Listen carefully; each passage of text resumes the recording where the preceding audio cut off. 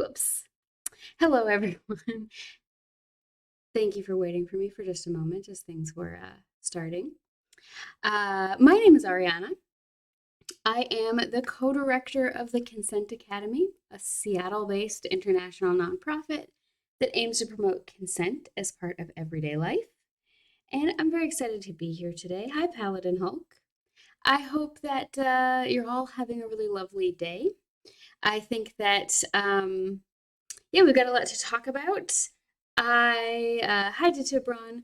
I probably won't be able to stream for much more than 2 hours today, because I've got some things going on this evening. But got a lot to talk about. Got a lot of action to pack in. We are still talking about friendship. I mentioned previously that this is going to be a topic that we're probably going to spend a good amount of time on because there's really a lot to talk about here. And we're going to look at some sources today and resources and talk about a lot of different things related to why it's hard to make friends. Um, and I did title this stream, If You Have No Friends, I Probably Know Why, and It's Not Your Fault. And then science, skills, infrastructure, and consent. And these are all things that are behind some of why it's hard to make friends. Um, Also, as a side note, I just want to show off I'm very happy. I finally got a studded belt. I haven't had one in a million years. I've had a really hard time finding one that was not gigantic, like for giants, I think. I went to one of the sort of like tattoo slash metal shops in the area. Charlie and I, if we buy each other sort of winter gifts, we just kind of go together and do it. Anyway, he took me to the shop and said, buy some stuff. It's got this Metallica t-shirt too. I had the same one when I was a teenager, but it had more color on it. It's for the Master of Puppets. Anyway, they had actual leather studded belts that were not meant for giants. That's the other thing is like I could find studded belts, but they were like plastic and they were the kind of thing that were gonna like fall apart really quickly. Just didn't like them. Or at one of the shops in the city, they were all very like girly in a way that is there's nothing wrong with it, but it's just not my style. So anyway, I'm pretty hyped about it. Okay, that's all. I needed a belt in general. My pants have a tendency to fall down. Um and yeah, I am kind of going back to my wardrobe roots a little bit. I spent most of my 20s wearing nothing but like suits and like very formal clothing. I was just kind of going through a thing where I was like, yeah, I want to like be intense all the time. And I'm like already kind of an intense person. I don't necessarily need to. People just started thinking I was like in a cult or something or was really weird because I was always dressed so formally. Anyway, it's a silly story, but I'm kind of going back to some of how I dressed when I was younger, which is jeans and band t-shirts. But it was fun to go to the metal store and just see racks and racks of all black clothing. I was like, yes. Anyway, setting that aside, I hope you're all having a really good day. I got like no sleep last night. I know I say this a lot. I've been rewatching some of my past streams and I'm like, wow, I'm I always am telling you all I'm tired. Maybe I should do something about that. But this time I like woke up at like 6 a.m., which was 2 hours before my alarm was meant to go off, and my heart rate just wouldn't go back down. Um, and then my brain likes to do this thing when my heart issues sort of pop up, is it likes because a racing heart and like this feeling of discomfort and everything is something that you also experience if you're say like having a panic attack or like are stressed out just generally speaking. My body likes to do this thing where it's like our heart's beating really fast, so that must mean something is stressful and wrong, and then likes to like give me things to imagine are wrong. And it can sometimes there's like genuinely nothing stressful in my life, so it will just like pick the most random things, often things that there's like literally nothing I can do about, or I don't even like want to do anything about them if I could because I don't actually disagree with them, but it'll just like go to that and it's rough. So anyway, um someday I will come onto this stream well rested and be more coherent. um, but anyway, hi Krellin. Thank you for being here, all of you. I really like that I've got this fun gang of people that show up for all these streams. It makes me feel good. It makes me feel good. So I really appreciate y'all coming. Um, have you tried sleep? Sleep ask your doctor if sleep is right for you. It's pretty funny, Krellin. Yeah, I wish I could sleep normal amounts because as either I'm sleeping like not at all or just a bit too much. Um, and I don't know why. Anyway, Detibran, you said I'm recovering from norovirus. Feeling much better today, but yesterday was not fun at all. Hi, Aradin. Welcome. Also, you can see I'm gonna show you all my kitties. They're cuddling nicely. They were like just trying to murder each other not more than 5 minutes ago, and now they're snuggling, and it's great. Yeah, it's really great. And as you can see, there is plenty of room for both of them to be on this heater, but a lot of the time, Babby, the white and gray one, does not want to share, and we'll push her off. And Tiburon, I am glad. I just want to come back and say I'm glad you're feeling better, and I hope that anybody who watches this who's also feeling sick that you recover quickly.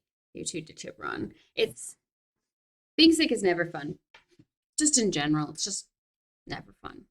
When I was a little kid, there was a period of time where I would get kind of excited when I got sick because I was like, oh, that means I get a break until I got out of elementary school, and getting sick and missing school meant that you then had a ton of work you had to make up. So then I got really anxious about being sick. Because then I was like, oh, it's already a lot to manage school to begin with. And then if I then have all this extra work on top that I have to make up, it's not going to work out very well. Okay. All right. Yeah, especially not during COVID. And it's just rough when it's like, yeah, I don't know. Being sick is rough. I really hope you get better soon to Tipron. Okay. So memes, all the memes today are actually, I tried to make them really on topic. And they all are going to be things that we can talk about, but I'm going to try to go through them kind of quickly because I actually want to get to the other stuff. Okay, so this first one here is a meme, a tweet, but unfortunately, when I got it, the sort of top was cut off. What do you bring to a relationship? Me, and then it's this, I probably, a satanic panic screenshot from a newscast. It says heavy metal, video games, fantasy role playing games, comics, sex, symbols and power, cartoons and drugs. And I'm just like, for me, I would need to add info dumping. It is genuinely often my pillow talk is to info dump to Shirley about psychology, or whatever I'm currently thinking about, but usually psychology. And just being a weird little dude. That's me. Being a weird little dude. Anyway, next one. Well, okay, I actually had a point with this. A lot of the time we can feel like we have nothing to offer people. And this is one of those things that goes into why it's hard for us to make friends a lot of the time and also maintain friendships. Because we often get this confluence of contradictory tension factors going on. So, like a bunch of different things that exist simultaneously inside of us that create these contradictory tensions, where we can simultaneously feel like we have nothing to offer people, like we have to pretend to be somebody who's cool, that we have to perform for people, and then also feel like that makes us incredibly lonely and that those connections aren't real or authentic. And then we might start to think that people are going to judge us. And then we feel more anxious about things. And there's also simultaneously these like contradictory messages in society, which is like, just be yourself and everything will be okay forever. And like, that's the truth of it. And that I just always will make me think of first grade Ariana, who got that message and thought it meant I should just pick my nose and fart anytime I wanted, because that was me. I was going to be my authentic self. And that really negatively impacted my ability to make friends. My mom tried very hard to be very gentle and not give me hangups about things. Um, and yeah, I just wasn't getting the message that people didn't like it if I was just farting all the time. Um, so yeah, that's we get that message, be yourself. And the other message is like, here's how to become an alpha male, or like 12 secrets to having the best life ever. And they're all about like how you're supposed to change yourself. And it can be really tough, right? Because we get all these messages all the time about why we're already perfect as we are. No, actually, we're the scum of the earth. No, actually, inner peace is not wanting friends at all. And exactly, Jerry, be yourself, but not that way. And it's a lot for us to deal with.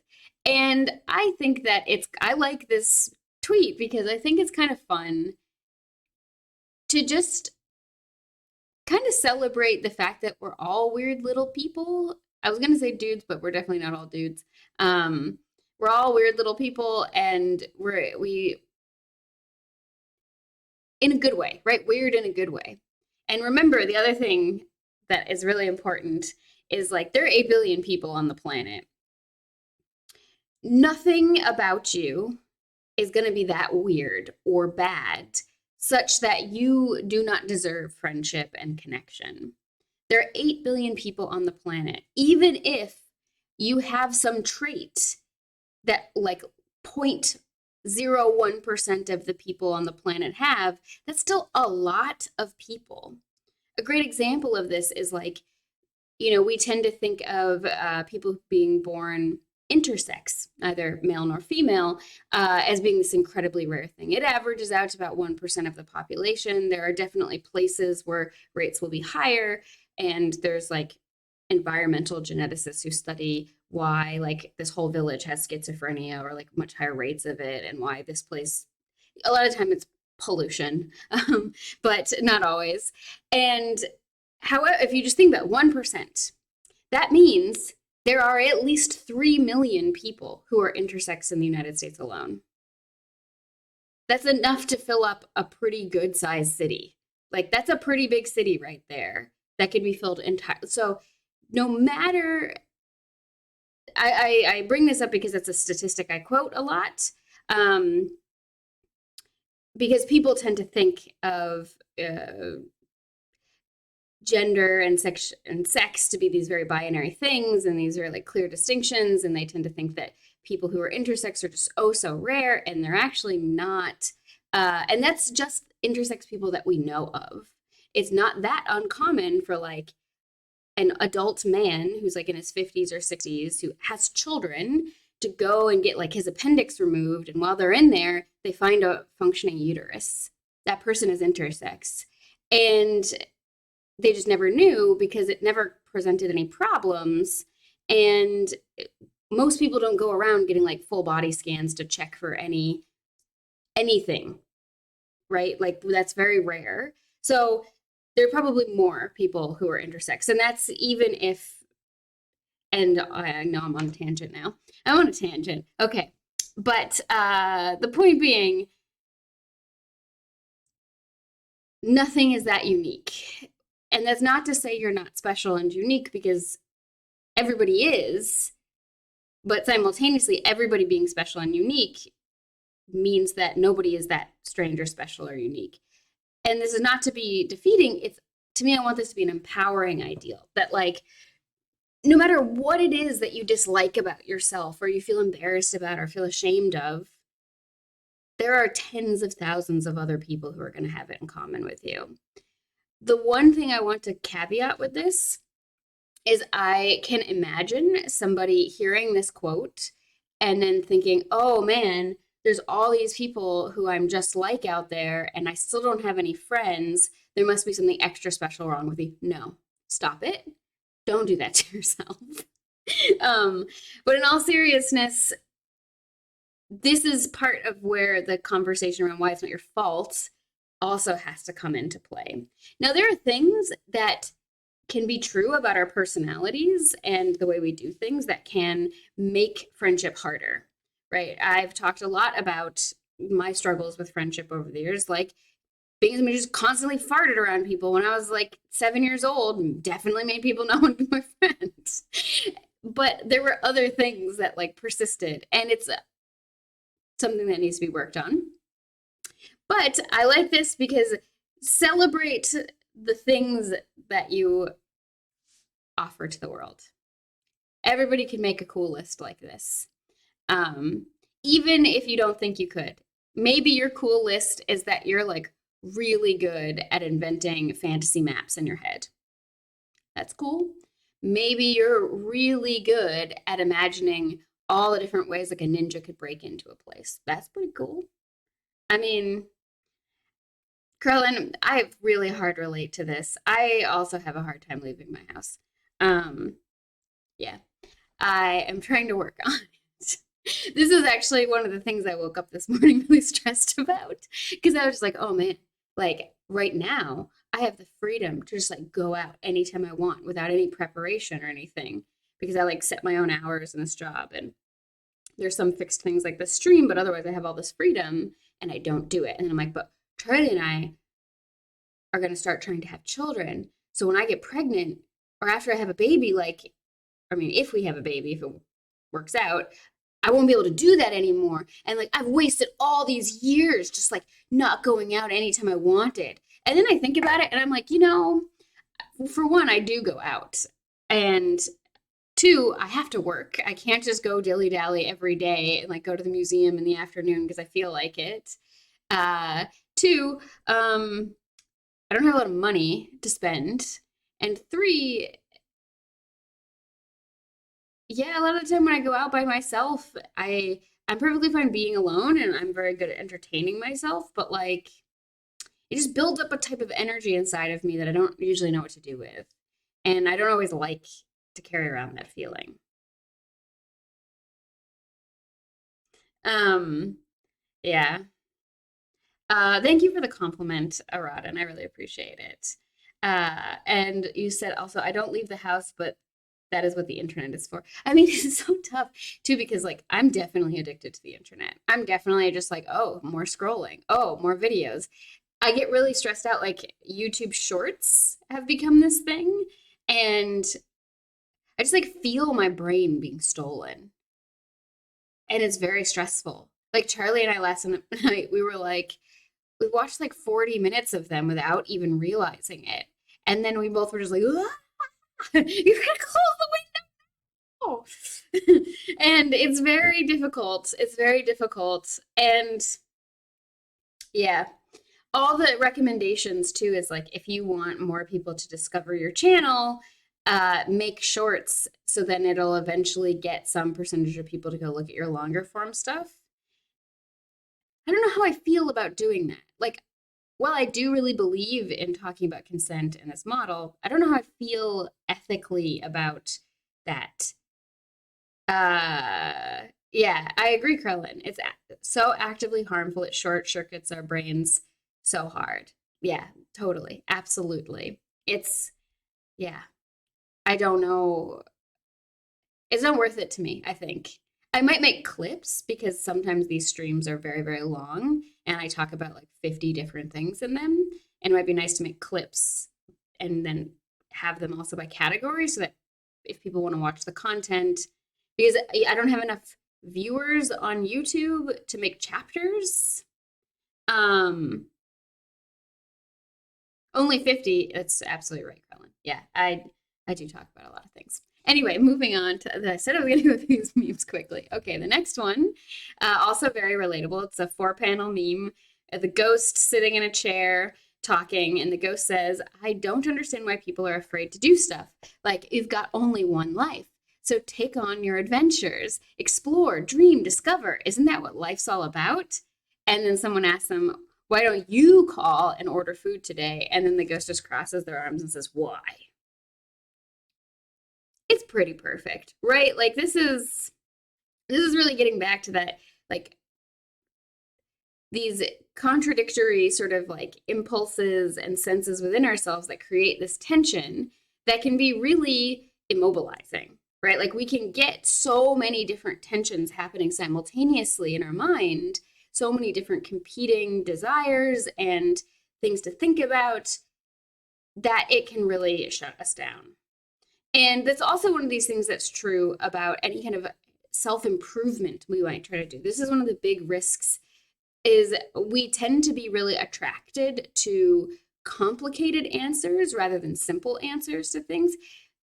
When it comes to self-improvement, we like to think, oh, there are like 50 million things that are going into why I don't have friends.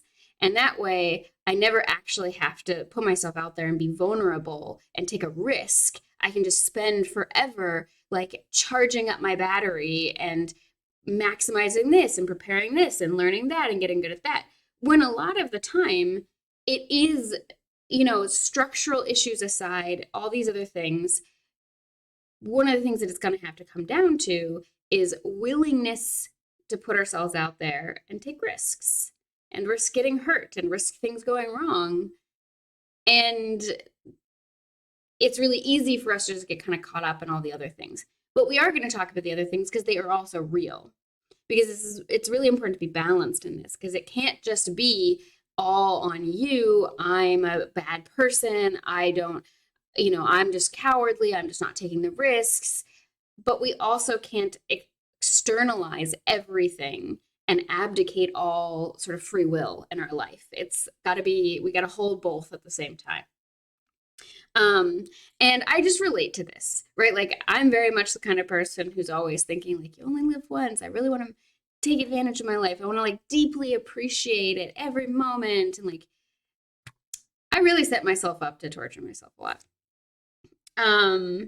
It's true, Aradin. That is also true with a lot of these streams. Like, I do like to stress when I teach consent classes that, like, just because I teach about consent and boundaries and autonomy does not mean that I am perfect at practicing consent. Like, nobody is. We all make mistakes with that. And it's the same with a lot of these streams. When I talk about life advice, I do really mean when I say I'm often giving myself this advice just as much as I'm sharing it with all of you. I am not coming in saying, like, I have it all figured out. I'm like, okay, I did some research for us, and I'm going to then digest that research for you, and we're going to talk about it, not in this like edutainment kind of way where they're like these short videos that are like slick and people feel really good about it, but we're going to spend like months diving into a single aspect of something and really looking at it and getting a lot of practice with it. But I'm going to make the structure for all of us, is my hope anyway. Oh yeah, for sure, Aradin. I know you meant the cartoon, and it's also still relevant to this. Okay, next one. This one really got me laughing. This is from, I think it's Tumblr. Inkskinned said, ADHD is like reverse telepathy. You will know exactly what is happening in my brain because it will come out of my mouth and we will both be surprised by it because I have never thought before I spoke in my entire gay life. And I choose to make that everyone else's problem. Okay, I mean, I just relate to this. I definitely just regularly tell people everything that's in my brain. Now, one of the things that's useful about this is that when it comes to making friendships that actually have a positive impact on our lives and bring connection to us, there's some amount of like vulnerability and sharing that needs to happen. And for me, having this kind of ADHD trait where I struggle to slow down my thoughts and to struggle to sort of like really think a lot before I speak. I can do it in some circumstances, but I struggle in a lot of others. And What that means is I share a lot of personal information. That's not necessarily the exact same thing as being vulnerable, right? Like if I come and I just like start dumping on some random stranger at a bus stop and talking about all my health problems and all the meds I'm taking, that's not me being vulnerable. That's basically me holding someone conversationally hostage, right? It's not the same thing, but I am very open, first of all, and this ADHD trait also makes me share and divulge a lot more, much more quickly than other people often would. However, I have been told by a lot of people that that makes them feel really comfortable to share with me, and it makes them feel it's very refreshing. Now, the thing is, I've worked on this trait. Like, this is a thing that I know about myself, and I have worked on doing this thing more skillfully. And because there are ways in which, if we just kind of overshare all the time, or if we suddenly get vulnerable way too quickly with people in a way that feels overwhelming to them, that can really shut down someone's sense of safety and friendship with you. Because if we're transgressing these sort of unspoken social norms, which suck, that can make people feel weird about it. Or we can just make people feel like a little exhausted, or we can make people feel, what any kind of way. There are all these things that can happen. I'm moving my arms too much to keep my sweater on. Take it off. Okay, so then how did I work on this? Well, I studied a lot of communication skills. Basically, a lot of the things that I've talked about in previous streams, especially the two about surviving the holidays and making Christmas or like making the holidays less stressful. And then the why you suck at communication. I studied this a lot. I really worked on these things and I practice them intentionally every day. Like I'll go into a meeting and say like, I'm intentionally going to like make sure I'm using these two skills throughout this meeting. And I often will write down on like a little index card something that it gives me a reminder of the two skills I want to work on, and I keep it with me. Or I look at, if I'm in an in-person meeting, I'll look at it before I go in. And if I screw it up, right? Like sometimes I do. Sometimes I say like this, today I'm going to practice, like if someone shares a personal story with me, not just then going and sharing a big story with them. It's like okay to say to someone, if someone opens up to you and they say something like, I just lost my job and I'm really struggling. I feel like such a failure. I can say, oh yeah, I've lost jobs too, and I know what that's like. And yeah, it really sucks. And then if I do that, what I should do next is then say like, do you want to talk more about this? Or how are you feeling about these things? What do you need right now? But if I then go, and that's more skillful, but if I then went instead of saying that and just started to tell them the like 5-hour long story of the time I lost a job, it would actually be counterproductive because someone made a bid, basically an emotional bid for connection by sharing how they're really doing and how they're really feeling. And if I then just go and then tell my story, it means that they don't even get the opportunity to decide if they want to tell their story or not. Right? They might decide, no, that's enough vulnerability for me. Like I told you, I lost my job and I'm feeling kind of shit about it. That's good enough. But if I don't give them the opportunity to then go and actually work through that, by the time I'm done telling my story, they probably feel worse because I've just basically I have had time to process that experience, right? Especially if I'm telling people about something that happened in the past. I've had time to work through it. I've had time to process it. The person who's just had this more acute experience has not. And so instead of them getting the benefit of processing it with me and feeling good and safe in that conversation, I've basically just, run over that. So that is one example of how I practiced knowing this about myself. This is a way we can use metacognition, which is we can take here are the things I know about who I am as a person. And I'm not going to say if they're good or they're bad or if I want to change them or not. That's not even what this is about. But I'm going to say, here's who I am as a person, and here's some of the ways this trait can positively or negatively affect a situation. It can make me feel good or feel bad about a situation, or neutral, or something else. And I'm going to think about, in this upcoming situation or the next time this thing happens, what experience would I like to have? Okay. And I spend some time thinking about that, and I say, given this information I have, what structures or behaviors or skills or whatever can I invest in right now that will help make it so that future me has this experience that I'm hoping to have? And so this is how I did it. And this is to say, like, okay, I feel bad after a party because I think that I was not very conversationally skillful. I feel like I not only overshared and info dumped too much, but like I definitely can see I trapped some people in conversation that they didn't really want to have. At least I suspect. This is also tough because I have a lot of trauma and anxiety around friendship, like a lot of us do. This is also one of the things that is one of the reasons why a lot of us don't have friends, and it's not our fault, is because a lot of us have had really traumatic experiences when it comes to friendship.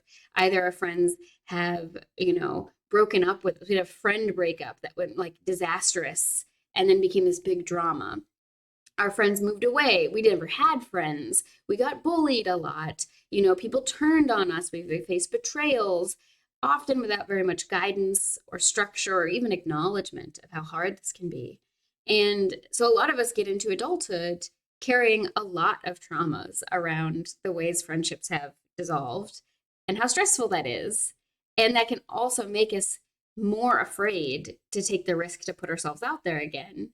It's the same thing with dating, right? It's the same thing with dating. If you've had a lot of traumatic breakups or like relationships that really, really poorly, you can start to not only become afraid of trying again, but actively deprioritizing things that would give you the opportunity to find another friendship in your daily life.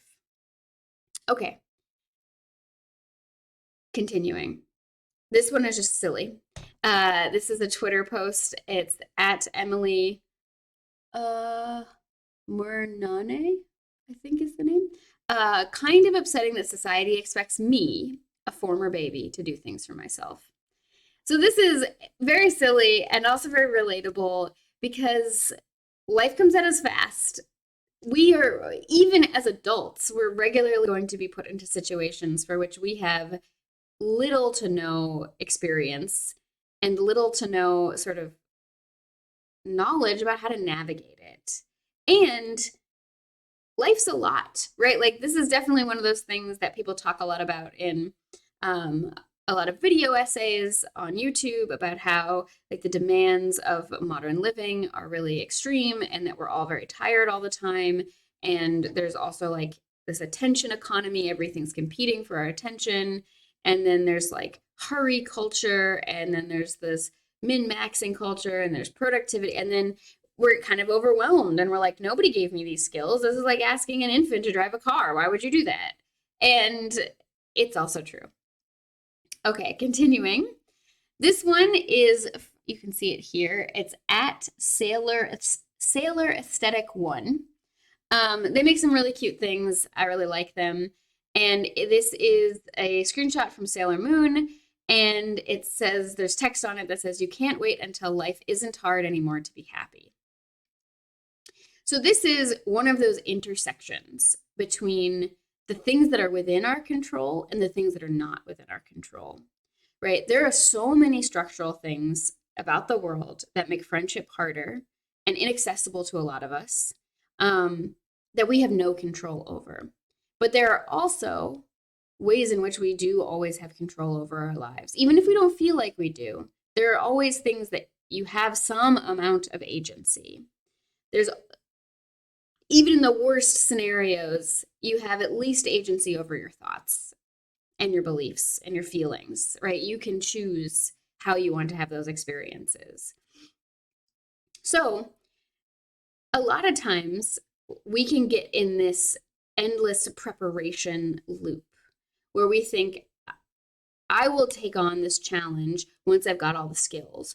I will put myself out there once I've done all of this, or once this thing gets easier, once I'm not so tired from work. Well, I think we're all just going to be tired all the time in perpetuity.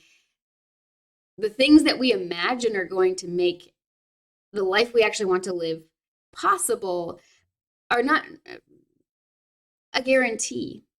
So instead of waiting until things become exactly the right timing to try to do stuff, we really got to try. Just do it. Just do it. And it's going to suck, and you're probably going to fail a lot of times when you try. It's like the same thing with learning to play a musical instrument, right? Learning to play a musical instrument and learning to speak a language are two things where you're guaranteed to really suck for a good while. Some people get to some plateau that's not terrible pretty quickly, but to really get a lot of mastery and to be good at something, it takes a lot of practice. One of the reasons why I love language learning is because it's also one of the few things in which, when you are an absolute beginner, there is still a lot of necessity for performance. You have to go out and use that language to try to create novel speech in live situations if you really want to develop your language skill. Otherwise, you're going to get stuck in that like grammar translation methodology where it's like academically you understand the language really well, but in terms of being able to produce anything with it, you can't. And this is something we can also do with a lot of social skills. We can get to a point where we feel like we have a very good theoretical understanding of like how things could be better, or like what we would need in order to achieve these things. But if we don't go out and actually get hands-on experience, it doesn't really matter that we know all that stuff. And so this is one of those things where I really want to encourage people to try and recognize that there's a good chance that a lot of your early attempts at forming, strong friendships, if you find yourself with not a lot of friends right now, are probably not going to be that good. They might be good, but first of all, there's so many articles and YouTube videos and things about why we don't have friends. This is an epidemic. It's an epidemic, so you're not alone in this. But that also means that the people you're trying to become friends with probably also suck at friendship too, right? Like most of us don't have very many good skills at this. And so it's not going to be about you. It's not about them either. It's just about life and a lot of us not having these skills. But it's also going to be one of those things where we need to try in order to get better at it. And it's also going to take persistence.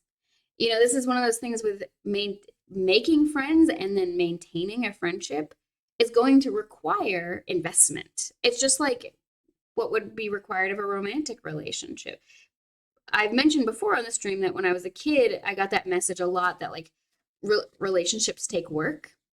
And I genuinely completely misunderstood and thought that like it should feel like work and potentially make me feel miserable. And if I'm not just sort of like persisting through shitty ass relationships, that means that like I'm not a good partner and whatever. I don't know. I just really took these messages all the wrong way.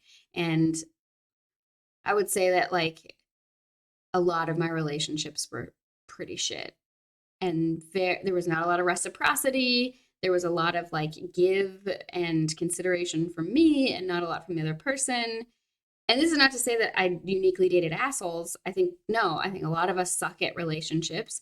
And I was not asking for things a lot of the time. I just let that like quiet resentment build up at this inequality in things and thought that at some point it should just transform and become good. Anyway, what it means, relationships take work, is it means investment. It means that you have to occasionally be willing to make that relationship a priority. And how you want to live your life and which kinds of relationships you want to prioritize more it's valid, right? Like for some people, their life partner or partners are always going to be the number one priority. And I think that makes sense, especially since in the way we live in the world now, our romantic life partners, if we have one, tend to be also our primary source of any kind of support in life. And that makes sense. And that's a relationship you definitely don't want to let degrade. But in terms of friendships, it's going to take investment and connection and like willingness to take time and put time into them. And yeah, if we just wait until it's perfect, we're never going to do it. Right? That's the thing that stops a lot of us from doing anything. We wait until, especially the more we value something, the more important something is to us, the more it's connected to our sense of identity, our sense of goodness as a person, often the more resistance we feel to trying, because a lot of us, especially if we have any kind of fixed mindset, worry that if we try to make friends or we try to, be an author or make a video game or be a musician or whatever it is that we care about, or like have this romantic relationship with someone or try to get the dream job. If we try and we fail, then, our core identity is threatened. It's ego dystonic, which is things that experiences we can have in life that feel invalidating to our sense of who we are as a person, and then can create a sort of crisis. Looking at chat, Aradin, you said, I tend to either don't think about what I am saying or vastly overthink about what I am saying. I just need to find the middle ground. Yeah, definitely. Middle ground is often really good. And Krellin, counterpoint, the only thing that's hard about Michiru's life is that she has to use superpowers to fight intergalactic monsters. All the things the rest of us struggle with, she's already got nailed down. It's true. It's true. It's true. I mean, this is, I think, an aesthetic Instagram where like the point is like how it looks, and this person might not even watch Sailor Moon, right? Most of the time the quotes have like nothing to do with what was even happening in that episode or like who the characters are, but it's true. Sailor Scouts, I mean, aside from Usagi, she's pretty relatable. Yeah, I'm not gonna get into that, but she's pretty relatable. Okay, but I hated her as a kid. Just hated her as a kid. Mostly because I felt she was really self-centered, and yeah, I was like, I want to be Sailor Moon, but I don't want to be her. That's how I felt as a kid. Anyway, yes. Continuing on. This is a tweet from @Jenna with 2 A's at the end, Claire. Some of you bitches are trying your absolute hardest to stay positive and maintain a good, hopeful attitude, despite all of the stupid bullshit life is thrown at you. And I'm so fucking proud of you, bitch. Keep it up. Shit's gonna get better soon. So this is one of those things that is not in contradiction to this post. It's, to me, this idea that the more we invest in practicing certain skills, and invest in practicing them, not invest in like, hi, David, not invest in like the infinite research and preparation, but invest in like actual practice of skills, especially around friendship and connections and any life skill, the more likely they will start to create positive benefit in our life. It's the same with like, I practice things from CBT every day. Every day I use CBT skills. I spend some time working on my negative self-talk. If I catch myself, having more negative self-talk, I have the skills to be very aware of it. So this is one of those things, like practicing this a lot. Investment tips. That wouldn't help. I practice these things a lot, and then this has given me the add-on benefit of a lot of self-awareness and being able to catch myself really quickly when I start to get into like a negative self-talk spiral, and being also able to really quickly identify where's the intervention point where I can reframe this thought or replace it or just get it out of my head, or whatever tool I need to use at that time. It's because I've practiced it for so long, these have become automatic. And what that means is my mental health is 1,000% better than it would be had I not worked on these kinds of skills. Thank you, Aradin. Yeah, cognitive behavioral therapy. So you grow in whichever ways that you will cultivate. If you cultivate growing in the direction of having social skills, being someone people feel comfortable with, being good at conversation and at listening, you will become more of that kind of person over time. If you cultivate trying to research like how to be an alpha male and look at like how to dominate conversations, you're going to grow in the direction of being an asshole that no one actually wants to talk to. Don't let the influencers on the internet lie to you, because the kinds of people who want to be around that kind of person, generally speaking, are not the kind of people you're going to feel good about being connected to. It's going to feel very transactional and very superficial relationships. End of that topic. Okay, continuing. This is a tweet from @Strassi2Nitty. I'm going to start a travel blog I decided just now. It'll be called Travel Tips for High-Functioning Autistic Adults with Depression, Social Anxiety, and Chronic Fatigue who hate to travel and never leave the house. My first post will be titled, Fuck It, I'm Staying Home. I just wanted to share this because it's relatable, because it brings back the point that a lot of us have a lot of these things in common. The struggles that you have are very real, and they're not your fault, and you're not a bad person for having these struggles. But moreover, you are not uniquely bad or weird in any way.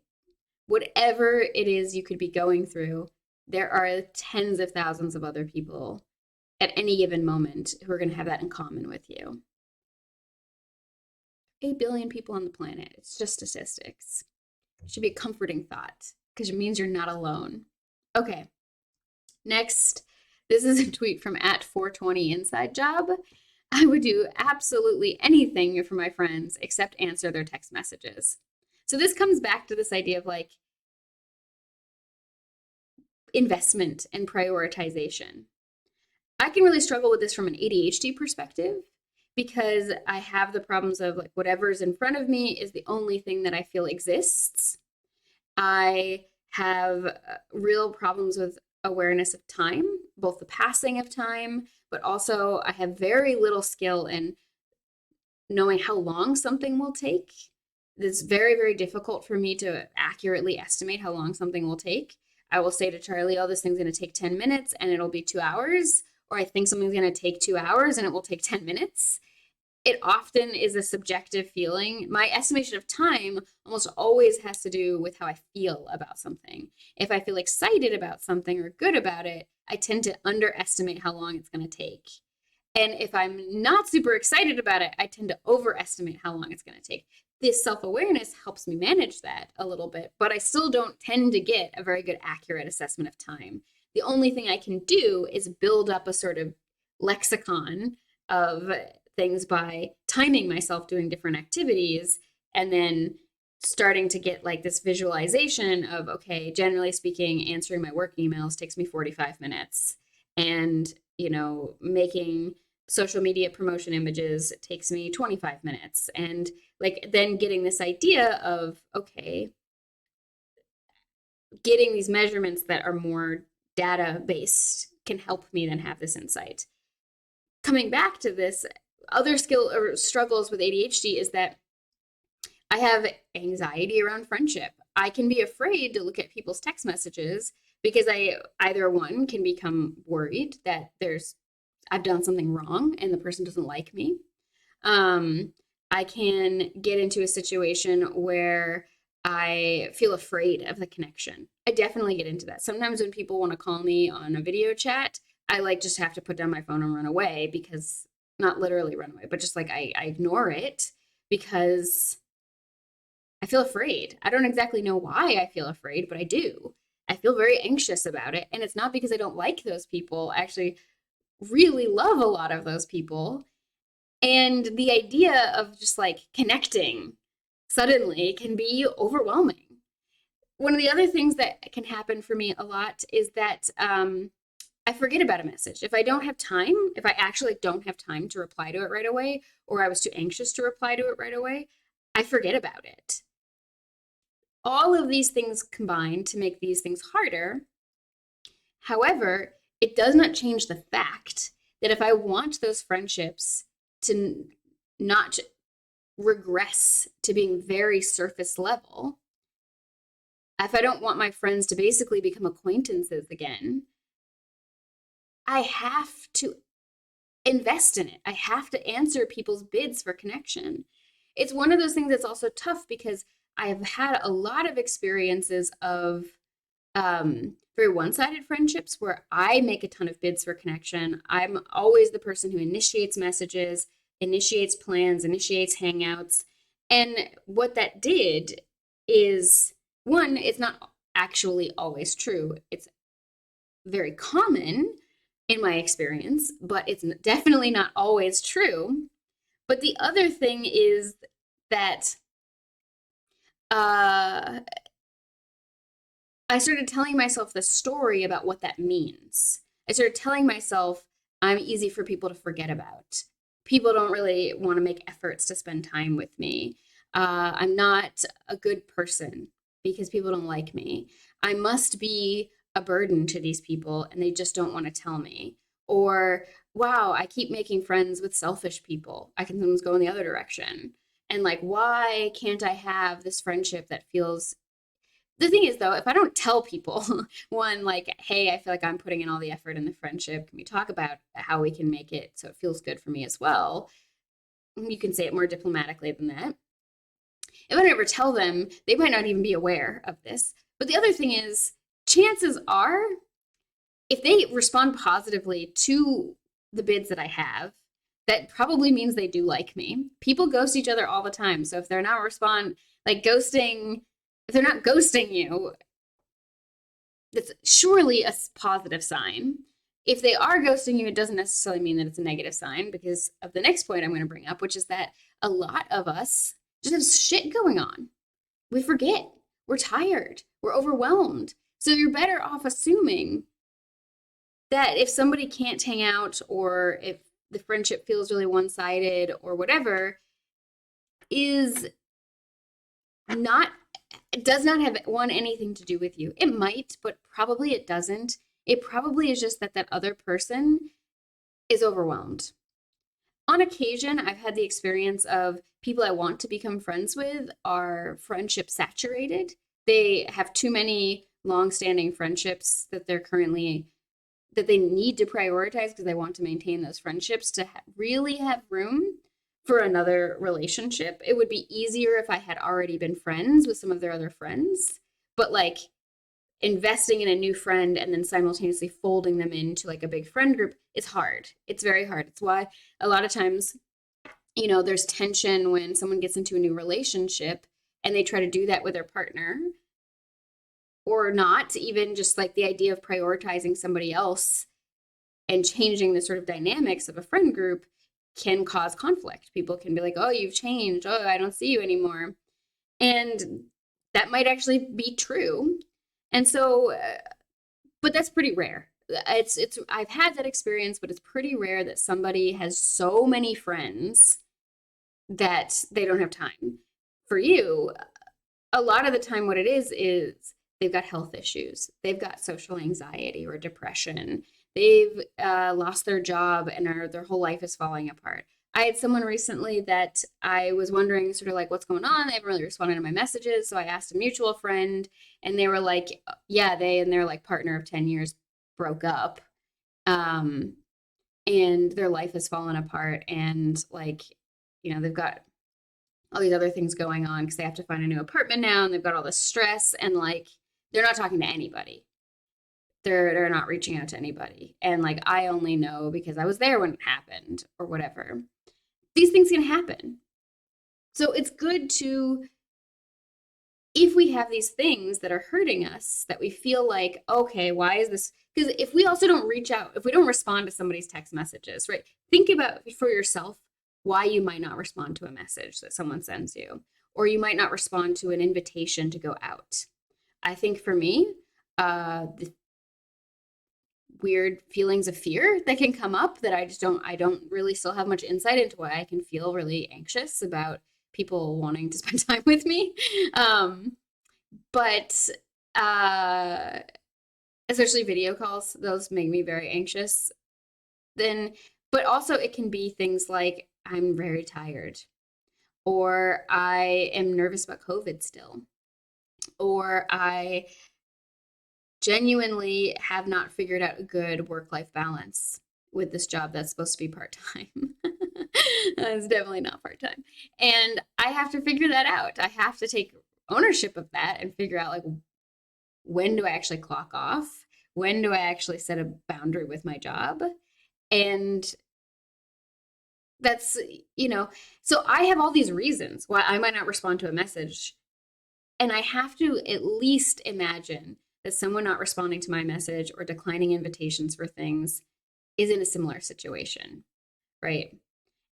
And with friendships that are one-sided, probably they've got shit going on, or they just aren't good at friendship. And if we never talk to the person about it, if we never say like, hey, I really love being friends with you, and I've noticed this dynamic has started to happen in our friendship, can we talk about it?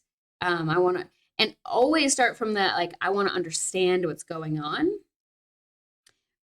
That will make communication better. Always start from giving people the benefit of the doubt and wanting to understand the other person's perspective before, making big statements as much as possible. You can make a statement about how something's making you feel. You can say, like, this is what I'm seeing and this is how it's making me feel. We can use that dear man skill that we talked about, I think, in the Why You Suck at Communication video. But yeah. David, you said one can be an alpha, but they don't necessarily need to dominate conversation. Silence, consuming knowledge helps a lot of time, at least that I've noticed for myself. I mean, I think that this really comes down to like, how are we using this word alpha?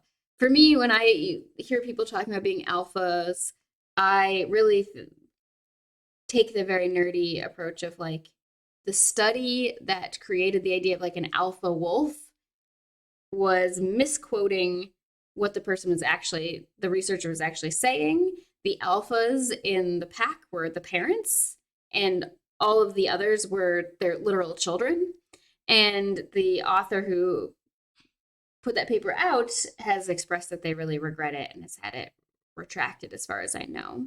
But like, people have misunderstood this paper that was about wolf behavior and then gone and said like there are alphas and there are betas, and like either you're like the top and you're the one in charge who makes all the decisions, when literally it was like a parent-child interaction in a wolf pack.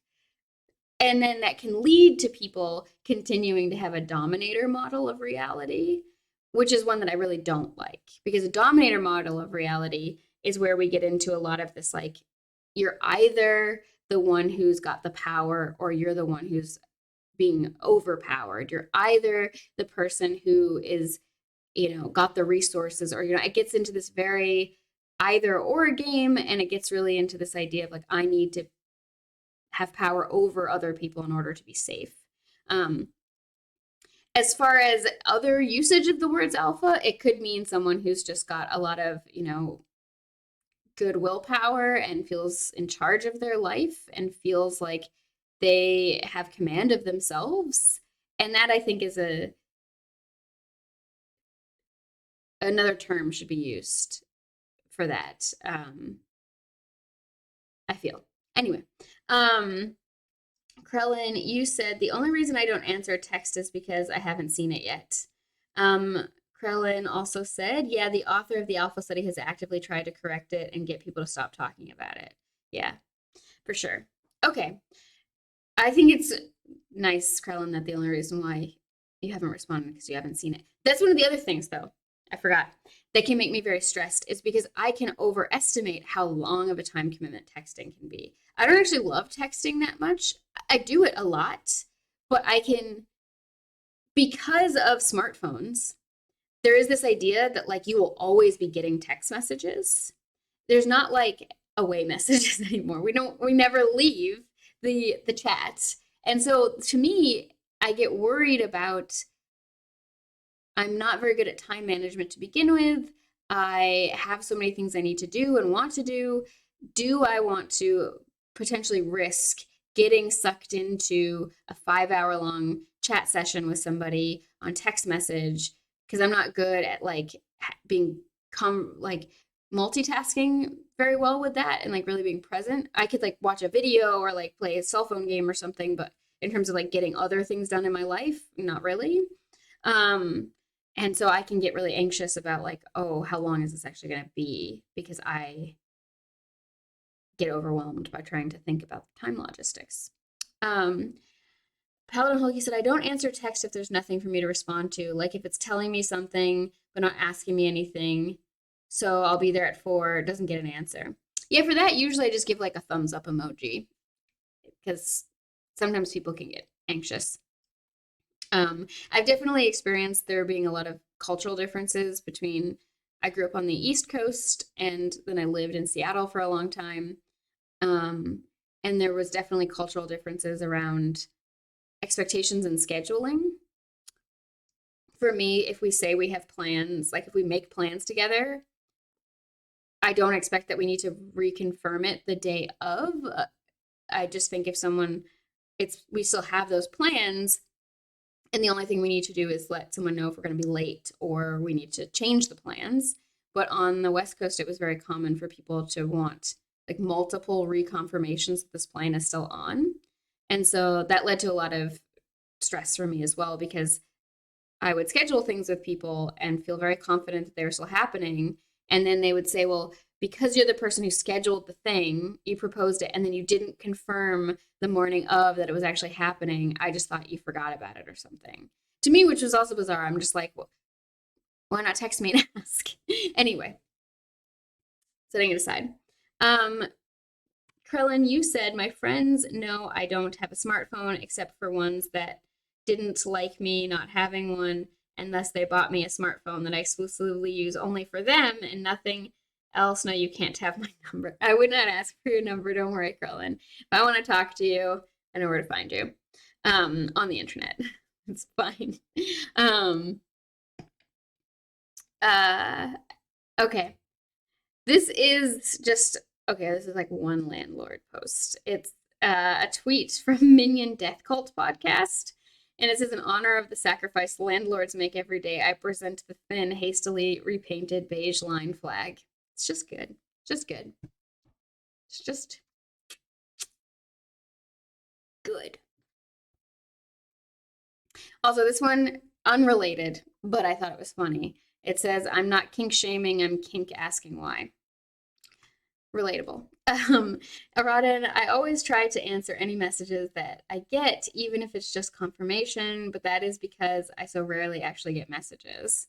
Yeah. I mean, I think that this is one of those things where it would be helpful if we had some, if people had more communication about expectations around communication. But I think one of the troubles is a lot of us aren't that aware of our expectations around communication. And then we just become spiraling pits of anxiety inside of ourselves and overthinking. Krellini said, I have this saved meme of Chairman Mao that has Lamau on it, and it's what I use to respond to all the oh, poor landlord posts. Good. So this is a comic that is sort of replaying out the Mufasa death scene from Lion King. It's very comically drawn, and Mufasa's hanging off the cliff and says, Scar, help me, I'm slipping. And Mufasa says, or no, Scar says, self-care is cutting toxic people from your life. And Mufasa says, what? And then Scar pushes him off and says, you are so valid. And then at the bottom of the canyon, when Simba's crying, Scar says, good vibes only. And then all of the hyenas cheering for him. So he says this sparks joy. It's just, it's also important to always be mindful of the fact that any tool or language or idea can be weaponized and misused.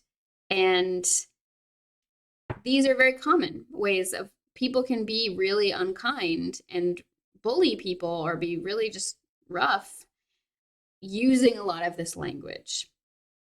And that can happen even in friendships, right? People can get controlling or manipulative.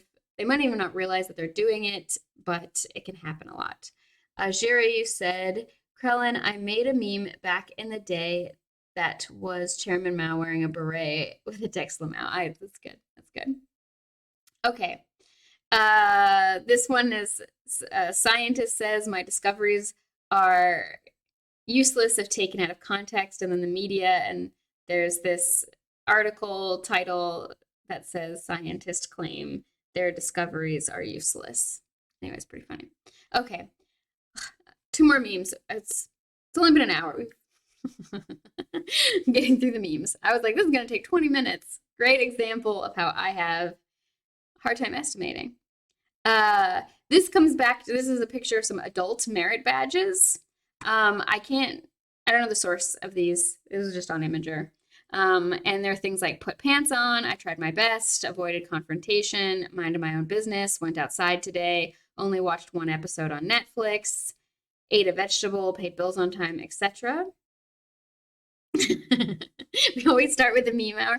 I try to not always make it an hour, I try, but there's so many good memes that I feel like are great launching points for conversation. And it's just difficult. It's always an hour. No, I have no sense of how long these things take. Okay. It's funny because we're just playing less and less Stardew. But it's so tough because there's just so many interesting things I read in preparation for these streams, and I'm like, I need to share them all with all of you. This is so great. I don't like I can digest this and like bring it to you, and so you don't have to do the research on your own, and this will be fun, and we have great conversations. And yeah. Except when it's more than an hour. So Paladin Hulk. Okay, I mean it's why I've decided to stop putting the stream information as Stardew Valley until we actually go to Stardew Valley, because too many people are coming in being like, "Where's Stardew Valley?" And yeah, I don't want to bait and switch people. Thank you, everyone. I appreciate the votes of confidence. So I like these merit badges because this shit is so relatable. So many of us struggle with these things to the point that you can make a business of making jokes about it. So again, struggling with these things is at this point typical. It's common, and there's nothing strange about struggling with these things. So this is where I think if we want to change these contexts that we find ourselves in, not having many friends, or feeling very lonely, or struggling in these other ways, we have to start by not beating ourselves up about it and accepting ourselves. At least that's my feeling.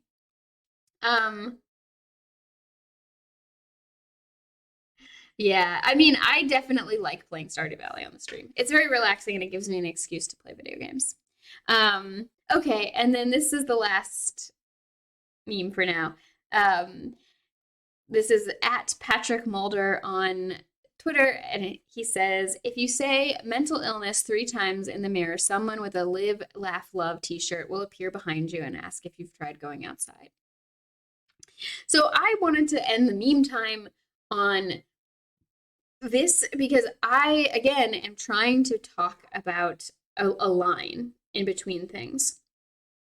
Because a lot of the time, people want to give this very, very simplistic advice, often because they're having a stress reaction to your struggles, and they basically want to believe that these things won't happen to them, and there's a clear and easy solution, and they're safe from mental illness or whatever because they do things like go outside, or they really think that they think that, you opening up and talking about something means that you are asking for advice, which usually you're not. I mean, most of us are not asking for advice when we want to open up. This is also one of those skills.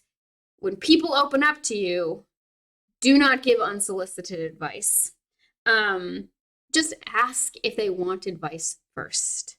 And then the other thing is, a lot of the time, all somebody needs is to process with somebody who makes them feel safe and gives them the opportunity to process. Talking about things out loud and having them reflected back to us helps us process what we're experiencing. Okay, so what this point is here is yes, and going outside is often quite helpful for a lot of things. Physical activity is often quite helpful for a lot of things. Not everything. It's the same problem of like pushing people who are really poor to take, financial literacy classes, as though it's just a failure on their part that they're poor. However, it is also true that saving as much money as you possibly can is a good idea a lot of the time. It will help you be more prepared for other things, if that's what you want to do.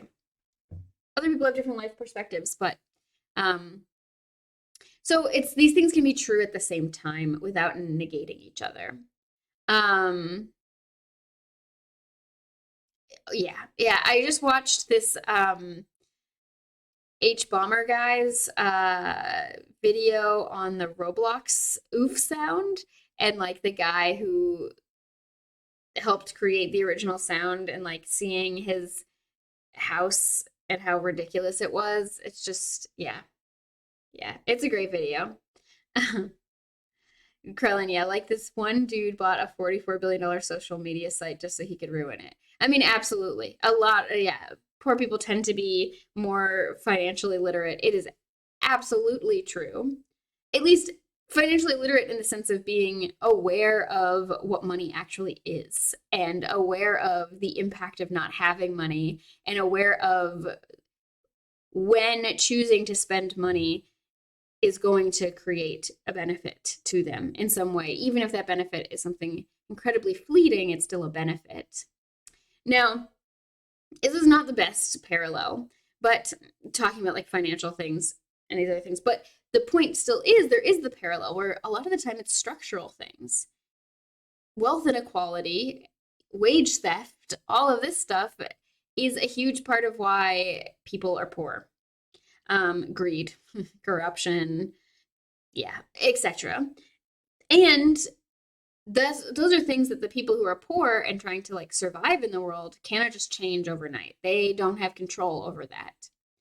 And there are some things that people often can do. There are definitely places, though, where changing your behavior is not going to improve the situation, or changing certain behaviors won't improve the situation at all. A lot of the time with people who are poor, they literally just need more money. A lot of the times with people who are struggling with mental illness, they literally just need more support for daily life and access to mental health care. That's often what people actually need. But if we look at the systemic issues of like why are so many people struggling with mental health issues, they're often related to why there's so much more poverty in the world. And there is going to be, in a lot of cases, some things that we can do that may help us improve, at least on some level, our subjective experience of things. So it's really tough though, because like to actually talk about the things that one can do to potentially improve your subjective experience of your own life, it has to be talked about very carefully, because if you talk about it in these big statements like just try going outside, or if you tried yoga or heard meditation is great, it ends up just being dismissive, and it actually is counterproductive. It's not only not useful advice that is often given in an unsolicited manner, it is often sends a secondary message to this person that says, I don't actually want to hear about the things you're going through. I would like to just give you a piece of advice and move on from it. This vulnerability is scary to me, and also I'm afraid of experiencing the thing you're talking about. Carlin, you said, I remember one post going around, quote, why don't you just make coffee at home instead of getting to-go coffee? And I did the math for them. The $750 a year this saves them is not the line between poor and not poor. It's also a huge assumption that these people are always getting that much coffee. Like, I make my own coffee. I probably get a coffee out and about 4 times a year. Like a to-go coffee. There's a bakery just around the corner called Josef Brot. They're like the best bakery in the whole city. Everybody loves them. They're like genuinely amazing, but they're very expensive. Like a croissant is like 5 something euros. But they're ridiculously good. And every great once in a while, I will be like, let's treat ourselves to this. And their lattes are amazing. Like they're genuinely good lattes. I will say, like Austria's got this long-standing coffee culture, and it's kind of bad. I'm just going to be honest. Like the coffee is just not very good in a lot of places, especially these very like traditional Viennese coffee houses. It's fine if you like put a ton of milk and sugar into it, but then you're mostly drinking a milk and sugar drink. It's kind of hard to go wrong with a lot of fat and sugar in something. It's probably going to taste marginally good.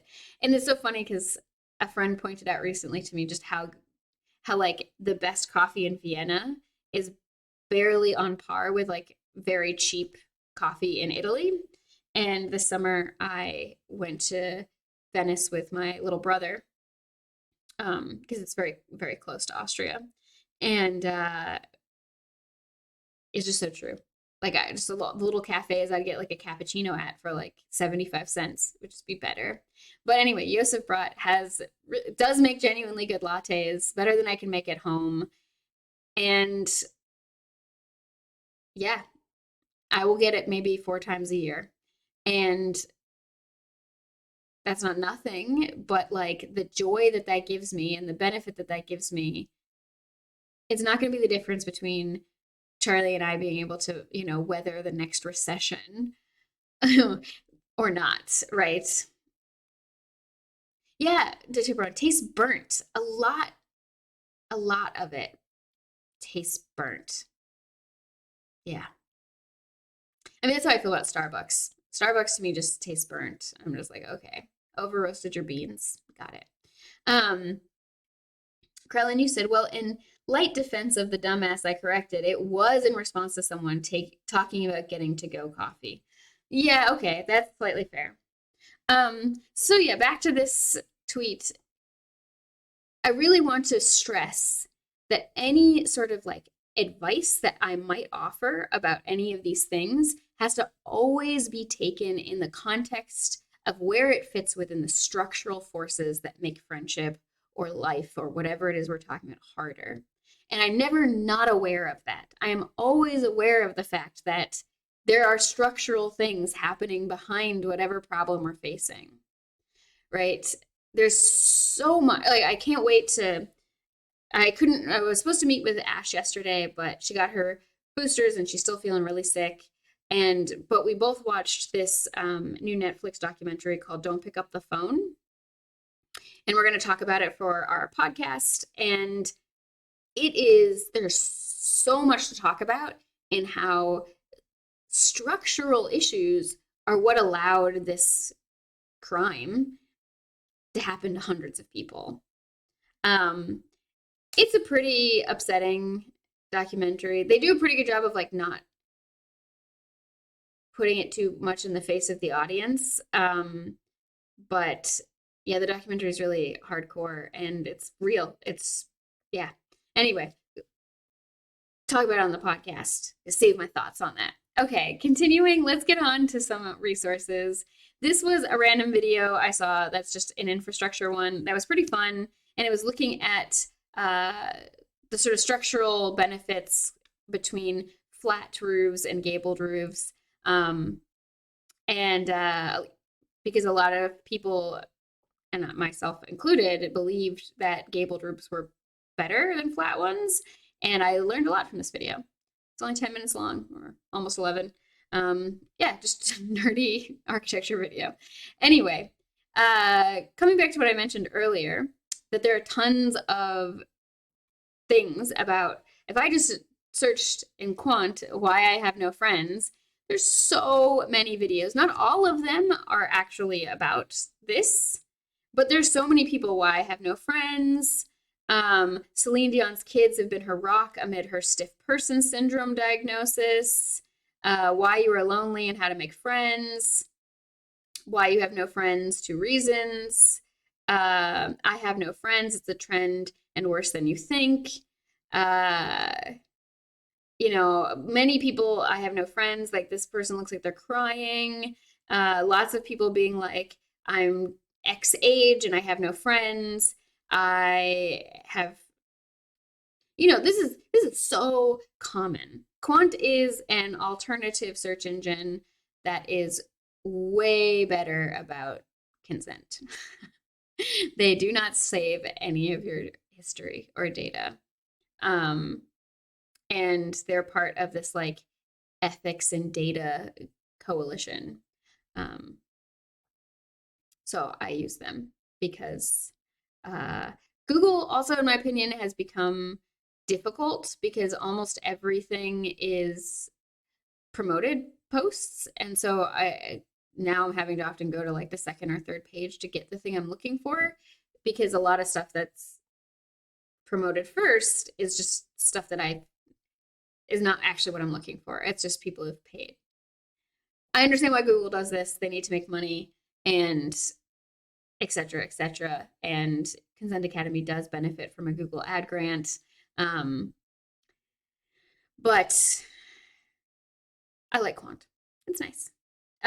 So like you can see, there are so many videos here of people wanting to make a video about themselves struggling with friendship. And there are even more, news articles about it. Let's see if they give us, oh, okay. Why I have no friends. It didn't give us any news. Great Britain.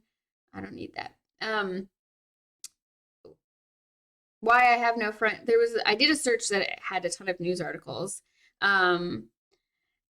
There are all of these here. We've looked at some of these. What was the way I searched for it? How to make friends, I think, was the one where there were a lot of news articles about it. Yeah, how to make friends. There was ones, I'm sorry, I don't remember what the search was, but I had a bunch of BBC results of like tons of articles the BBC had written talking about why nobody has friends and how difficult it is. Maybe it was this one. The Guardian. Yeah. I'm sorry. I don't remember. Too many things to talk about today. Okay. Previously, I want to review a structural issue that we talked about, which is that a lot of us live very far away from each other. We often live in car-dependent spaces, and there's often no place for us to go to spend time together that isn't one of each other's houses. So this is difficult. One of the other things that's structural is proximity to each other in terms of also our lives. Yeah, Ron, previously on Consent Academy streams. Nice. When we don't have third places to go to, it makes it hard to build a sense of community. It makes it hard to be connected to neighbors. It makes it hard to get this sense of familiarity. It also makes it harder for us to have those spontaneous interactions with people. Remember, this is something where like spontaneous running into each other, spontaneous interactions is something that has been found to be often very important in friendship development. Running into each other in a novel situation increases the person's sense of closeness. And this is something that's used in marketing, which is like the idea of like impressions, or there was some other word for it, I forget. Not hits, not impressions. I'll remember it later. That you need to encounter something like at least 8 times before you start to pay attention to it, really. So this is like advertisers want to use this a lot. The ads don't even have to be very good, but as long as you see their logo or hear their jingle or see their product image at least 8 times, it will start to be something you actually pay attention to. And this is also true with each other. The more we see each other or encounter each other, the more positively we are likely to feel about each other. That's also the idea of the mere exposure effect, which we're going to look at again.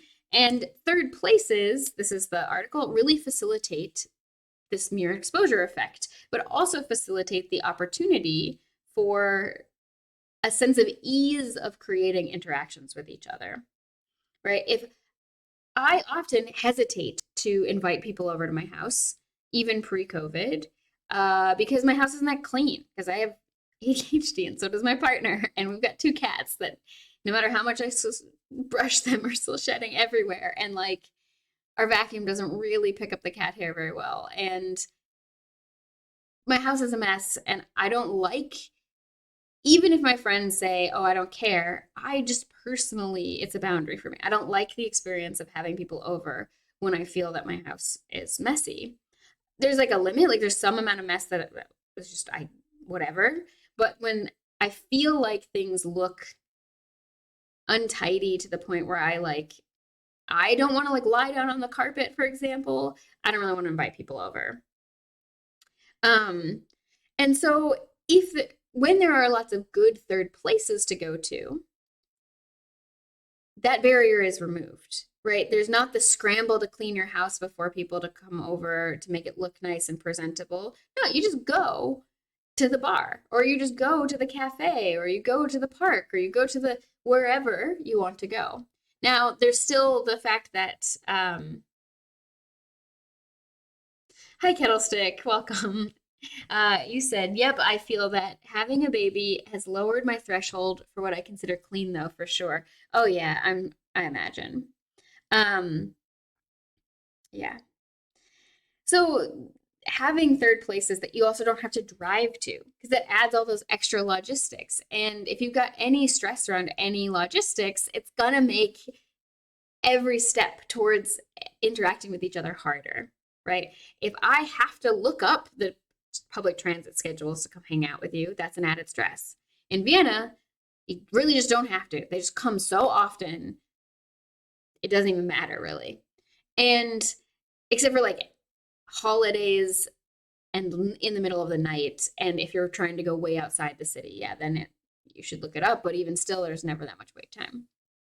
Okay, so then if it's hard for me to get to you and there's not a lot of good places for us to go together, it's also going to limit the types of interactions we're going to have.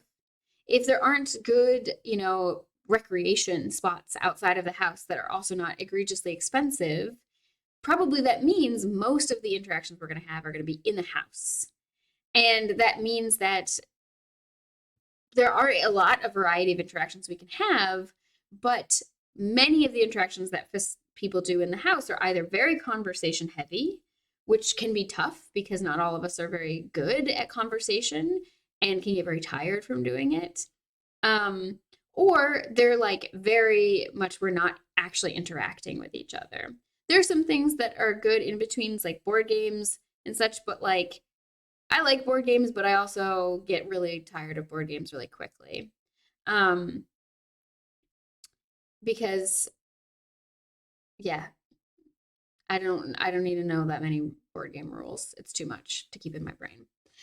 So when you only really have each other's houses to go to, it also means that it takes a different type of effort to get exposed to other parts of each other. Because another thing that really facilitates closeness is getting to see each other in different contexts.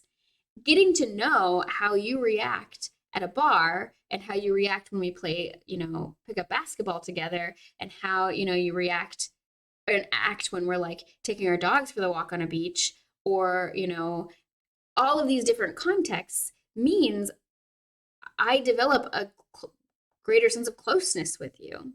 But if all of our interactions with each other tend to be really limited to the same types of contexts over and over and over again, it's going to make certain things harder. If I don't know how you react, for example, under stress, or when we encounter something weird, or when like something random happens, it's going to make it harder.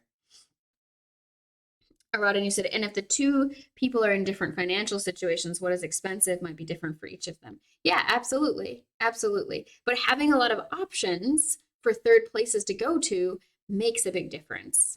Okay, so this article here talks a lot about third places and the development of social life. It is very much looking at it from a marketing perspective, but as I mentioned previously, I think that it's got a lot of really good things to say. You could just replace marketing with friendship, and it's a good article. Here is just the Wikipedia on third places.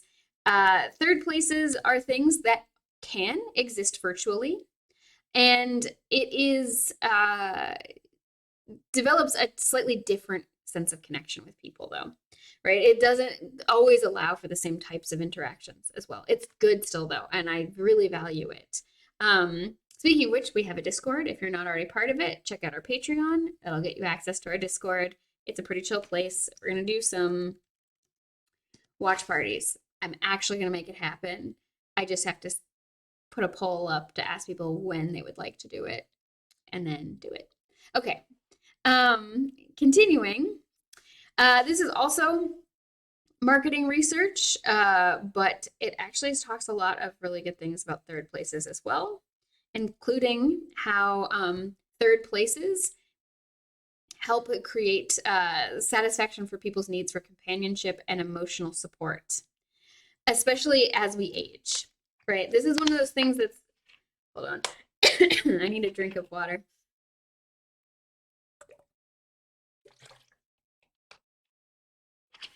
My throat was getting dry. As we age, this is one of those things that really should concern all of us, is even though many of us are young or young-ish now, or middle-aged, I don't actually know what the age demographics of my audience are. I imagine it's a little older. We may have a lot of ability now. Oh, yes, Arada, don't forget to highlight. So as we get older, we are likely to have less options for how we move through the world, right? And we may not have as much energy. We may not have a driver's license anymore. We may need to take more time to move around. If you have a third place that you can go to that is, a 5 or 10-minute walk from your place, and that's a place where it's also a 5 or 10-minute walk from all of your friends' places, that means coming together as a community or as a group is going to be a lot easier because there's not going to be as much of a barrier. Anyway, third place is friendship. Okay, there's also this book that is on Google Books that talks a bit about this, and I'll send you all this link as well. I don't know if it'll work for you all. I don't know how sharing these links works very well. I'm not sure. It's called Friendship Processes, and it was written, I think, in the late 80s, early 90s. But it talks about a lot of environmental factors in the creation of friendship, structural things. And it has to do, this is where I get this one of the sources of the information of the spontaneous interactions, the ability to see each other multiple times in different spaces, to get to know each other in different ways. Physical proximity helps in building friendships. Residential proximity, functional distance is this idea that's really important here, which is the probability of two people interacting, and is a function of both the design of an environment as well as the actual physical distance. So even if you and I only are like 2 kilometers away from each other, if it's going to take me 45 minutes to get there, that's going to be really hard. Oh, I'm glad your kitty is watching the stream.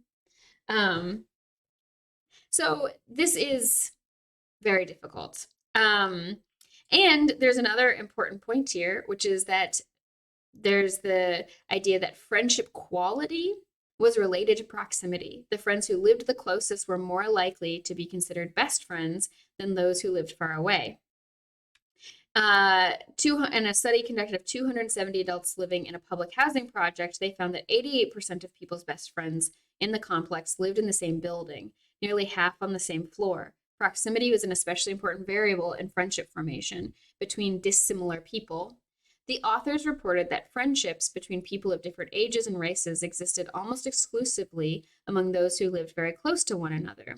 These people resided on the same floor 70% of the time.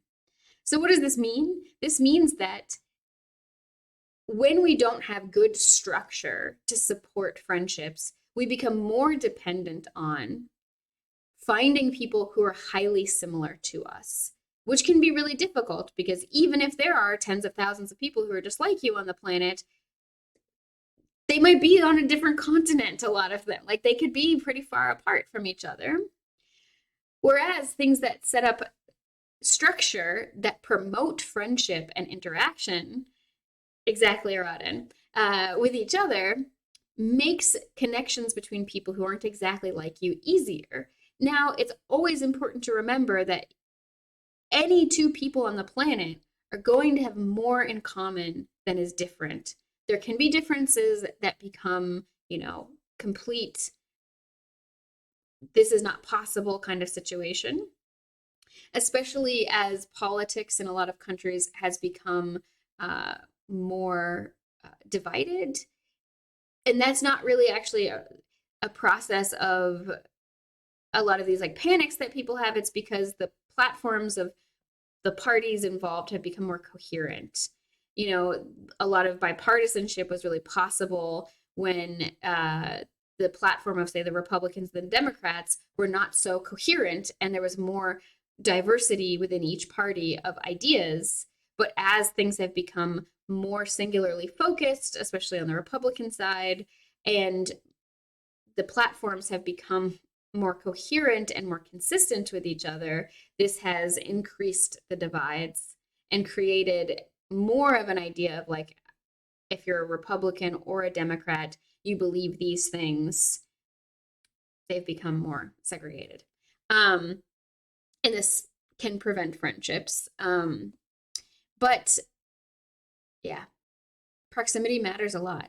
And if we have a world in which everyone tends to live pretty far away from each other, where we have to drive to see our friends, and where we don't really know or talk to our neighbors, and there's no place to go other than each other's houses, it's not a good way to set things up. It also means that there's almost always a financial cost to interacting with your friend.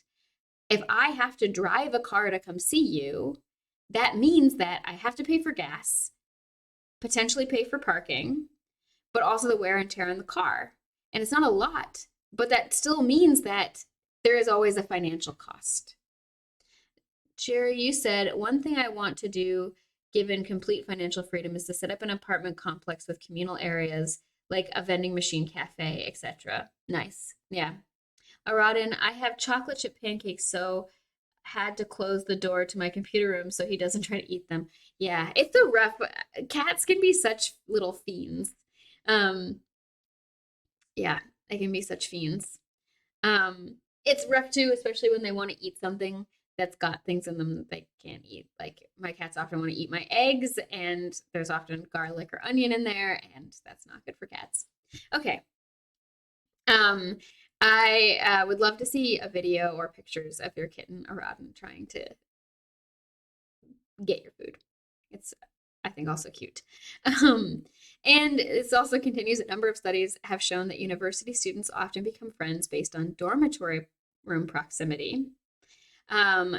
This other study found that students living in high-rise mega dormitories reported greater dissatisfaction with opportunities for friendship formation than students living in smaller, low-rise dormitories. In high-rise dormitories, those who lived on lower floors, to which there was easier access, reported a greater number of dormitory-based friendships than those living on the middle or upper floors.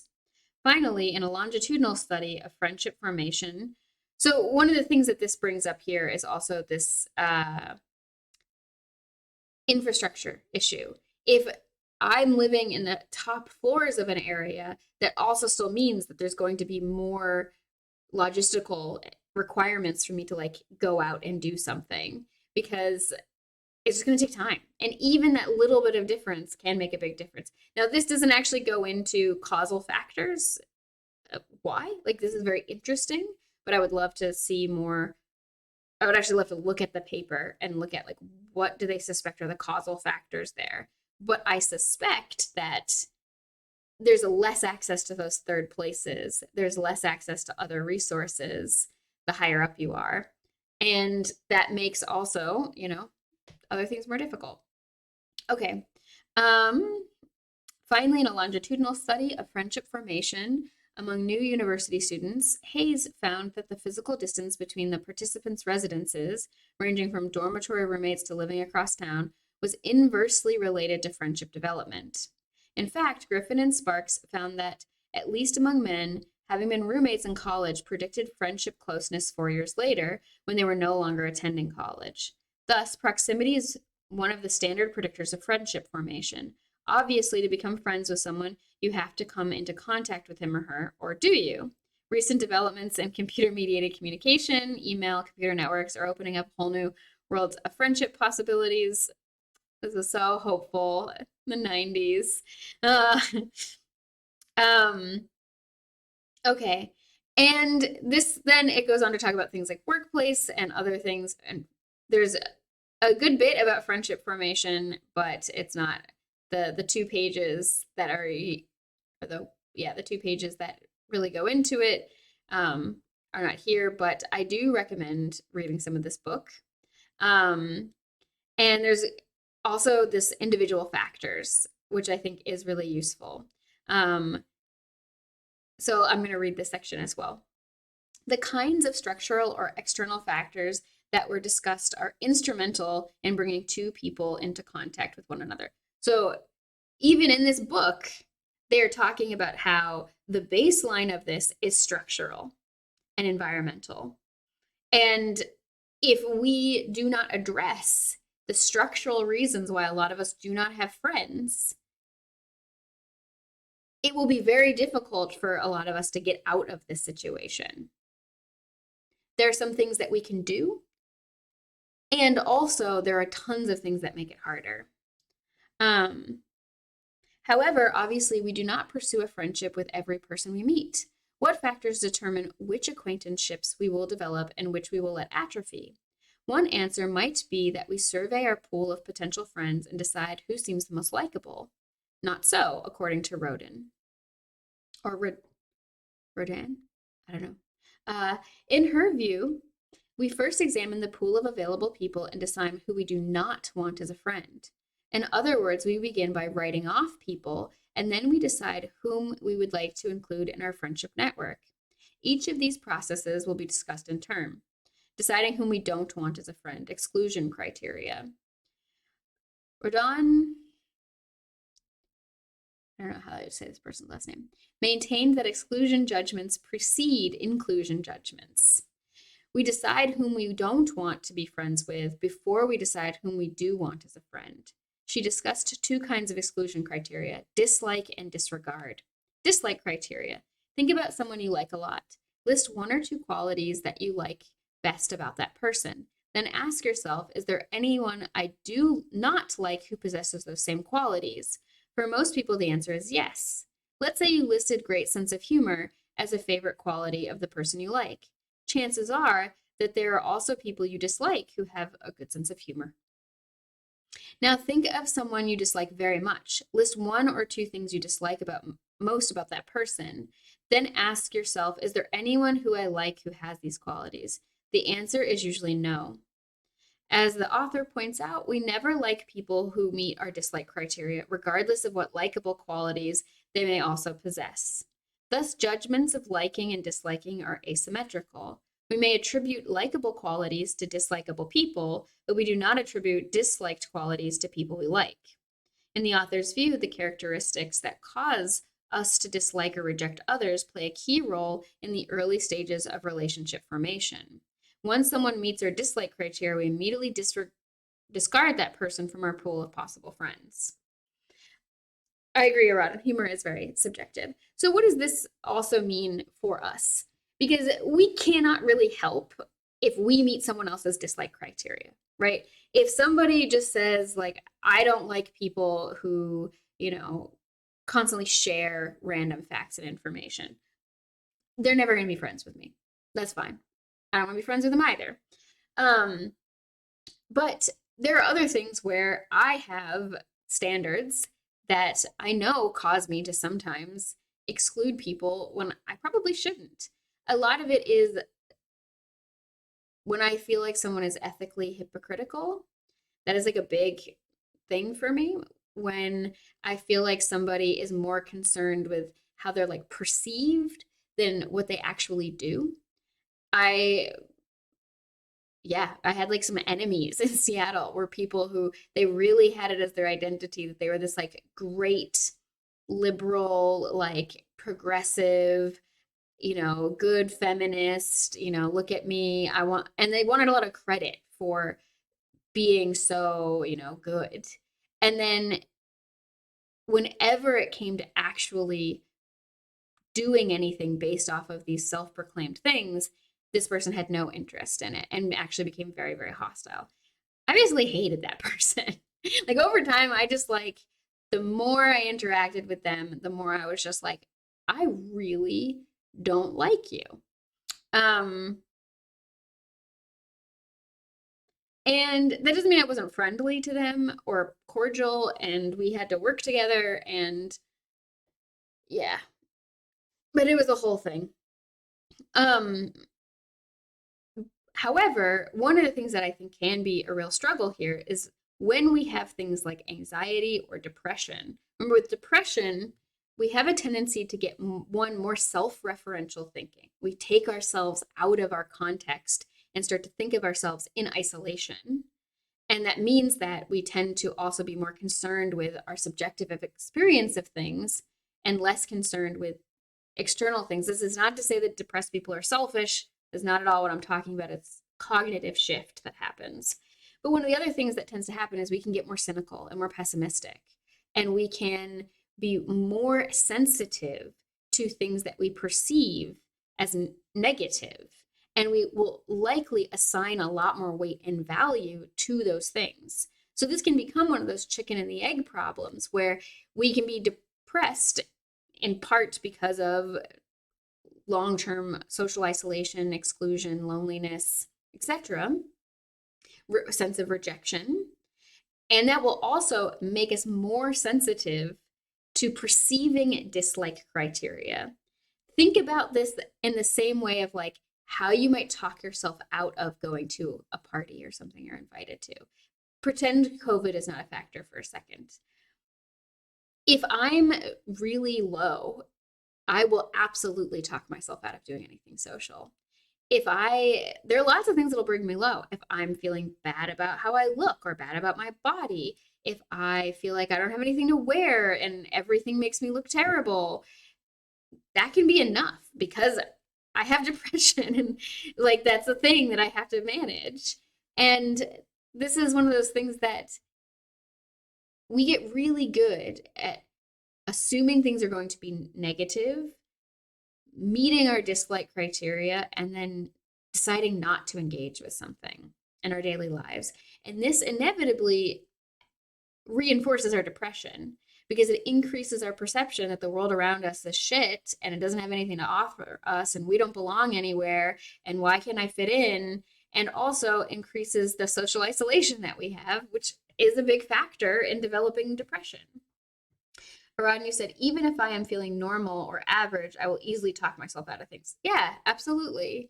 And so this is one of those things where we have to catch ourselves doing this. The antidote to this is to not just magically become a different person, it's to become aware of when we're doing this to ourselves, when we're focusing on the negative and maybe even amplifying our sense of things that are negative, and decide, do I want to change this?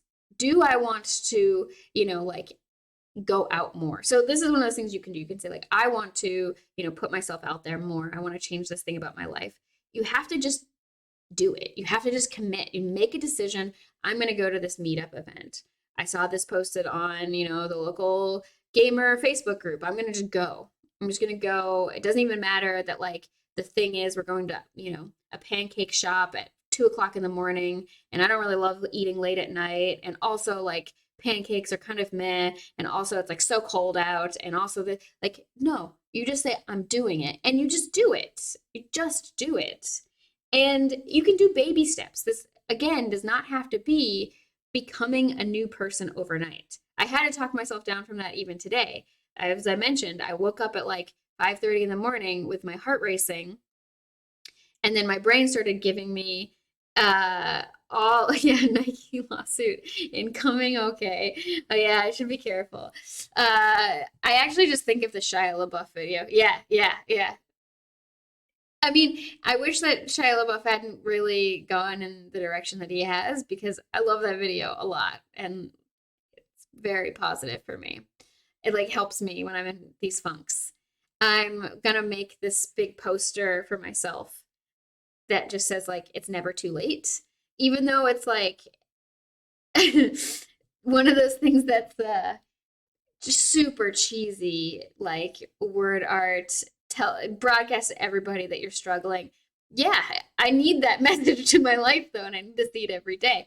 Anyway, when you catch yourself having these thoughts, increasing your dislike criteria or becoming laser focused on it, looking for things to meet your dislike criteria, we got to tackle that and change it.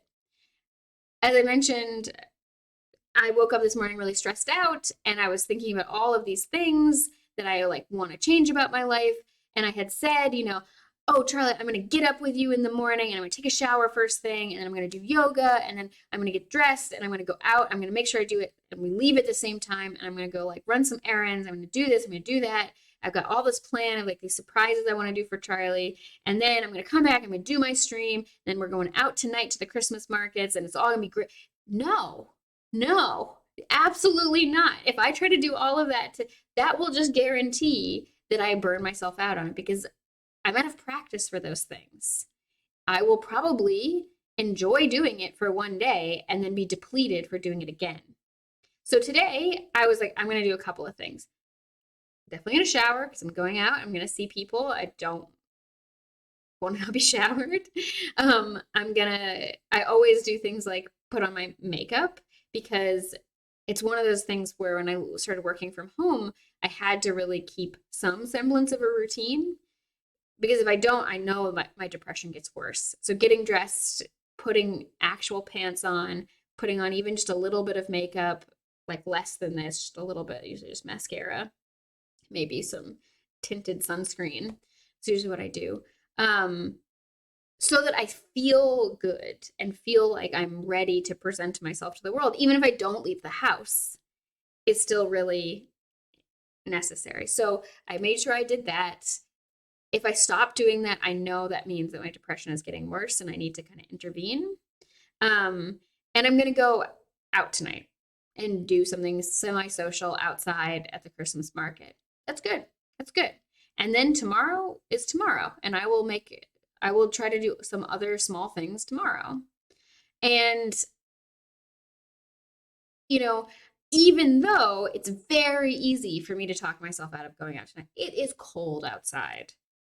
It's cold and, it's Charlie's coworkers and I don't know them that well. And like, I don't necessarily have anything to talk to them about. And, oh, it's probably just going to be the same conversations over and over. And I could do that to myself. But that means that I'm not going to change any of these things. And these are things that I know I want to change because otherwise I wouldn't be waking up feeling anxious about them. Right? I wouldn't wake up just being like, oh. And, simultaneously, I do think some of that's just my personality. And even if all of these things in my life were different, my brain would find other things to torture me with. But doesn't mean I can just let it fester. Okay. Let's look at the disregard criteria a little bit, the second part. Disregard criteria. There is a second kind of exclusion judgment, namely the use of disregard criteria. In this case, we eliminate people from our pool of potential friends, not because we dislike them, but rather because they seem unsuitable candidates for friendship. We may disregard people because of their race, educational background, physical attractiveness, age, the way they dress, and so on. The purpose of disregard criteria, according to the author, is that they enable us to operate on I know how to say this word, but I can't make my mouth do it. Actuarial or best guess strategies so that our energy and attention are not expended fruitlessly on people we are unlikely to like. People do not want to spend time cultivating a relationship with someone who strikes them as an unlikely friendship choice. Thus, if the author is correct, when forming friendships, we begin by eliminating people we dislike or judge as unsuitable. So far, these ideas have not been subjected to extensive empirical testing. However, with this other author's conducted friendship interviews with 75 middle-aged women, they found evidence of the use of dislike and disregard criteria to narrow down the set of possible friends. For example, potential friendships were disregarded on the basis of dissimilarity of race, education, mode of dress, and especially age. So I looked at, there is other research that is into this, but it also just does match my experience of a lot of things. I can go into spaces and already put myself not in an engagement zone because I assume there's nothing I'm going to have in common with this group of people. Right? Like if I go into like going out tonight, I could do that. These are Charlie's coworkers. I could be polite and cordial and pleasant, but keep myself really closed off from interacting with people because I could say, well, these are Charlie's coworkers. They're not really ever going to be my friends. That's not necessarily true. Plus, most of them have spouses that I could probably be friends with, and that would be great. And we could talk about what it's like to be, a spouse to someone in academia and like the uncertainties there. Like, there's all this stuff that we could have in common. Plus, like, there are definitely people that Charlie works with that I like very much, but I could be focused on this and talk myself out of it. Okay, deciding whom we do want as a friend, inclusion criteria. Once we have whittled down the set of eligibles, whatever determines whether or not we will form a friendship with a given person. That was supposed to be a question. What determines? One answer is that it depends on the characteristics of the other person. If they possess qualities or attributes that we desire in a friend, we will be more inclined to pursue friendship with them. Another answer is that it depends on the situation. For example, whether both people have a room in their lives for another friendship. Yet another answer is that it depends on how well we interact with the other person. The situational and dyadic factors that contribute to friendship formation will be discussed later. In this section, the focus will be on the characteristics of other people that make it more or less likely that we will want to pursue a friendship with them. These include physical attractiveness, social skills, responsiveness, shyness, and similarity. So some of these things are things that we can work on. Whether or not someone finds us physically attractive or not, probably not very much we can do about that. The things we can do, shower, make sure you have clean clothes on, make sure you've brushed your teeth, you're wearing deodorant. I definitely know that like I go to a lot of these festivals to teach at, and they're very hippie festivals, and everybody there smells terrible, and I will definitely keep my distance from people who are literally. I once went on a lesbian double date, and one of the other people, not my date, was really wanting to show off things like her armpit hair and how much it had grown out. And then she took pride in the fact that she'd gotten a fungal infection and was just like, yeah, sticking it to the man. I definitely immediately decided I was not going to be that person's friend. I was like, nope, I don't think so. And so those are things that we can control. Are we clean? Do we smell bad? Do we have bad breath? And other things, if you want to work on physical attractiveness, can be things like, drinking enough water, getting sleep, making sure you don't have any real serious nutritional deficiencies, things that will make your skin look a lot blotchier. That's often what people are looking at with assessing like how healthy somebody seems, even subconsciously. But also just standing up straighter, talking from your diaphragm as much as possible. I don't know if I do that, but I know it's something that tends to help. Yeah, exactly, Rodden. Sticking it to the man by likely needing to go to the hospital. Yeah, I mean, they just needed some topical stuff for it. Most fungal infections, you can just put some iodine stuff on or whatever, and it goes away. I know this because I dated someone who's on the wrestling team, and so I got ringworm a lot because this is a fungal infection, not actually a worm, but yeah, ringworm tends to be pretty common among people who use those mats in gyms. Anyway, anyway, uh, physical attractiveness, the things you can work on, improving your posture can really help. People tend to think people look a lot more attractive just by having good posture. And working on confidence. Confidence doesn't have to mean becoming like super boastful and narcissistic and like, let me show off all the time. It just means being settled in yourself and feeling comfortable. Working on that will make people think you're more attractive. In terms of like subjective perception of beauty, you can't really do anything about that. But I agree, Arad, and confidence is not arrogance. But this is something that's we can have a little bit of control over. Social skills, practice. Practice them. In these streams, I've talked about so many important foundational social skills, especially being a good listener and good at communicating, having good consent skills, practicing boundaries, etc. There are others, and we'll talk about them more throughout this section on friendship, but like this is stuff you can work on. Responsiveness. This means how much do you actually respond to the other person's bids for friendship? How engaged do you actually seem with them? Shyness and similarity. Shyness is one of those things that it really depends on what people are talking about when they mean shy. Is shyness a manifestation of social anxiety? And if it is, that's something that can be treated if you want to get it treated. It's something you can work on. Shyness can be a measure of talkativeness. You know, I can be very shy, but I'm also a very talkative person. I'm not generally shy. There's like very specific situations in which I can become shy, but shyness can be a lot of different things. And there are going to be some things that are just sort of baseline personality, and there's nothing wrong with that. And there can be other things that are things, if you want to change them, might be able to be changed. This does not mean you have to become an overwhelming extrovert. And then similarity. And this is also one of those things that's very outside of our control.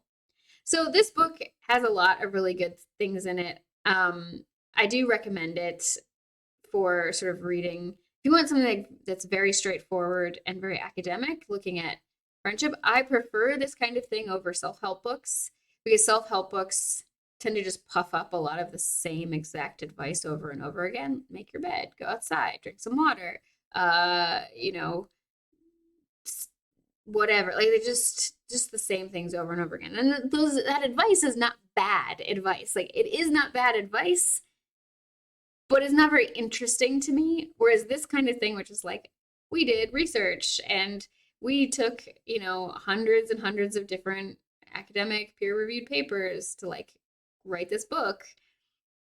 I think that that's useful. So it goes also into situational factors, which includes probability of future interaction. So I can give a really good example. At one of the festivals I was teaching at this year, I met someone else who was also teaching there. He is a therapist. He was teaching some workshops that I thought were very interesting. We really hit it off. We really got along. He and I definitely felt like immediacy, like we can be really good friends with each other. We talked a lot about a lot of really things that I really enjoyed talking about. Um, I really liked this guy. I was definitely like, I could see myself being good long-term friends with this person. And they live in England and I do not. And they're very busy, and so am I. And they don't use social media, which means that there's not as much of this ease and immediacy of contact. Social media can be useful because if you're posting things a lot, especially pictures of yourself, that means you get more of those like impressions and you stay more in someone's mind. It does sometimes help facilitate friendship. It can facilitate people plateauing as well and at a very superficial level, but it can also be a tool that can be beneficial. Um, so I'm probably never actually gonna be friends with this guy. And that's okay. Like I am really glad like he came and stayed over afterwards because he didn't have a place to stay. We have two spare beds, like a couch that turns into a bed and then a bed in here. And Charlie also really got along well with him. It was really nice. It was really nice. And it is very unlikely we will ever interact with each other again. We might. I might interact with him if I go, to England. I will probably like say, "Hey, would you want to meet up for coffee or something?" Because it was very pleasant to interact with him. But that's going to be harder. There are friends that I had the opportunity to develop really good, solid foundations with them, and now we live in different countries, and I can still maintain that. Like Kettlestick, you know, Kettlestick is someone who I consider a really, really good friend, and we spent a lot of time hanging out with each other in Seattle. We now live in different countries, and you know, there is some chance that we will never live in close proximity to each other again, but there are still ways that we can maintain this friendship and this connection. And we try. There are times where we don't have as much contact. Kettlestick had a baby, and that makes things a lot more complicated and work and everything, but we still try to interact with each other pretty regularly. And you can maintain that friendship. Yeah, exactly, Kettlestick. Babies are scheduling nightmares. Yeah, but there's still the foundation there. With this person I met at this festival, there wasn't enough time to develop that foundation. And it's difficult, right? Okay. So probability of future interaction being a big one. Kettlestick said, but he's going to get older for sure. Summer camp is my dream. Yeah, that sounds nice.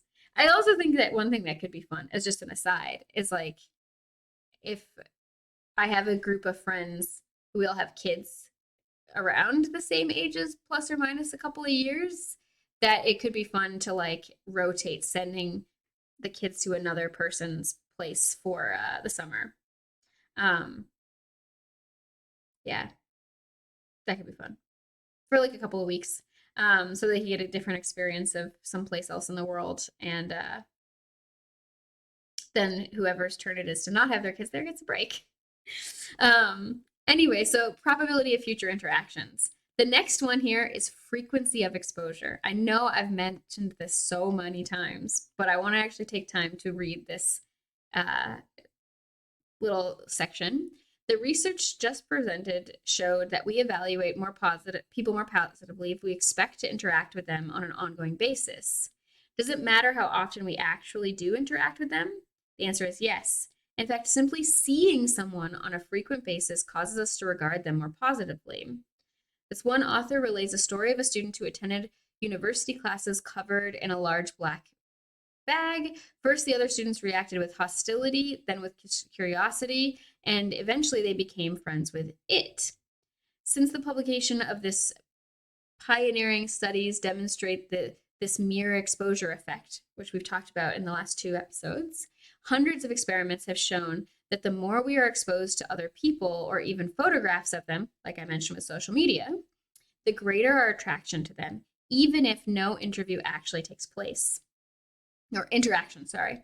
There are some limits to this phenomena, however. For example, if we initially dislike someone, repeated exposure to that person may actually lead to less rather than more liking. A study by Moreland and Zajonk, I don't know how to say any of these names, points to a reason why repeated exposure leads to liking. They obtained the usual findings that as frequency of exposure to a photograph of a person increased, so did the ratings of liking for the person. Interestingly, this increased attraction in turn led to an increased perceived similarity. So an example of this is like if you keep running into somebody at places you're also going to or being around, it's very logical to think we must be kind of similar. We kind of frequent the same areas. However, even just seeing someone's picture can do that. Again, this is why things like social media can actually be really powerful tools for this. And this is also a big part of how things like social media influencers and, like sort of semi-famous internet people build these followings, because the more you see them, the more you tend to like them. This is probably happening with us. Like I see your names. A lot of us follow each other on social media, or you've come to my classes. The more we interact with each other, the closer we're going to feel, even though a lot of us have never and will never meet in person. Okay. A study, interestingly, this increased attraction in turn led to an increase in perceived similarity. In other words, as individuals became more familiar with the person, they were more likely to assume that they were similar to them. As mentioned earlier, similarity is a major determinant of attraction. We like people who are, or whom we believe are, like us. And so this is not to say that we necessarily want to just like hang out with ourselves, but some level of similarity is important. Now, it doesn't have to be that we have the same interests. There are other ways in which people can be really similar and have really positive friendships.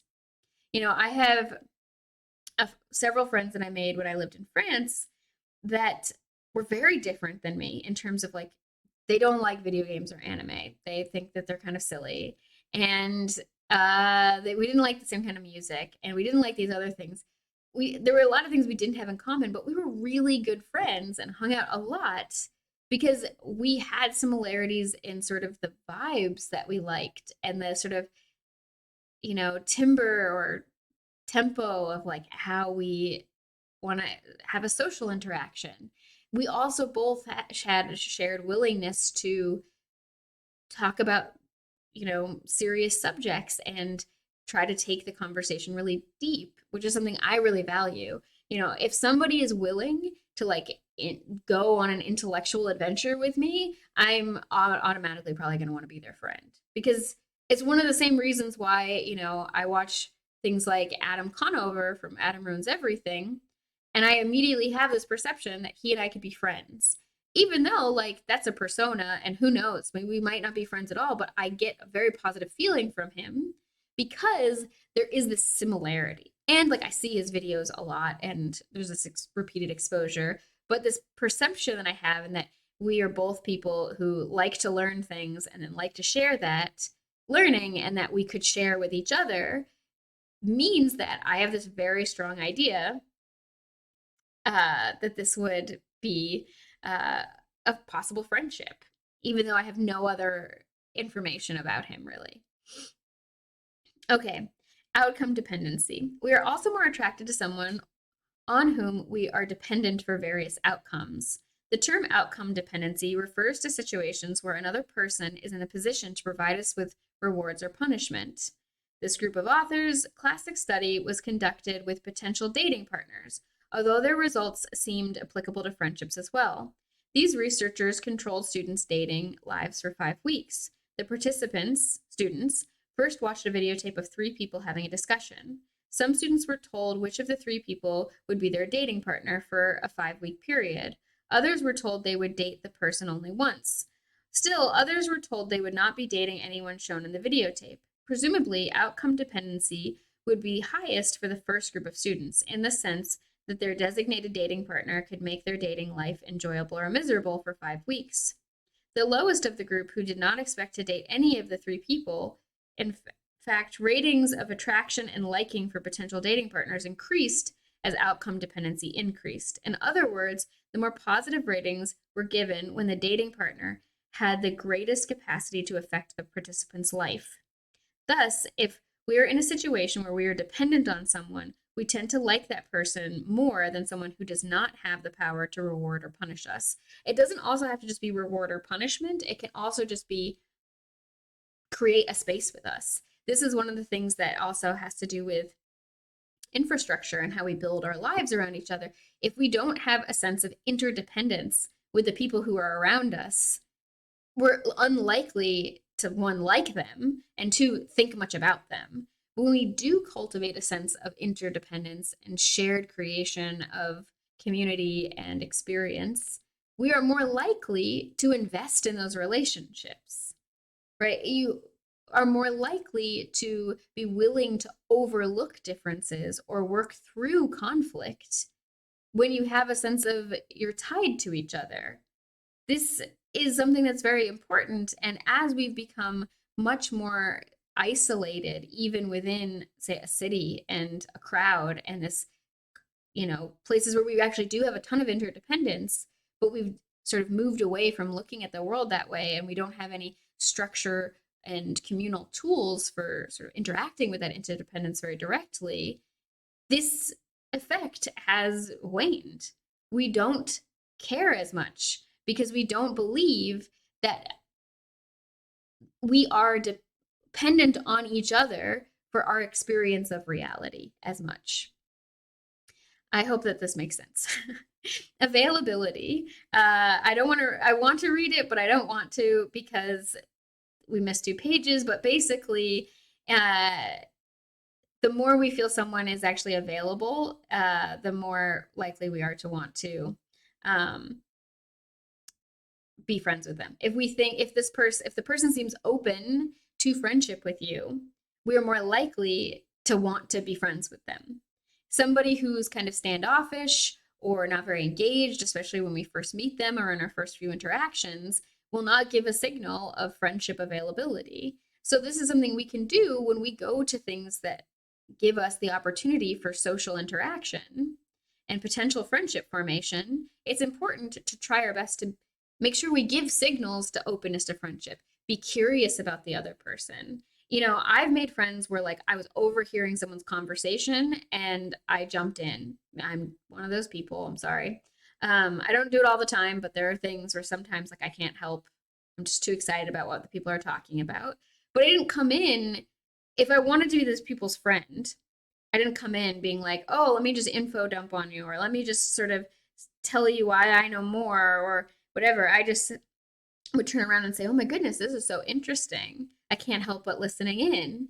And then proceed to be curious and proceed to be open and to use very gentle language and gentle body language, making yourself seem kind of open. It doesn't have to mean like you stand with your arms out like you're waiting for a hug. It just means like don't close up as much.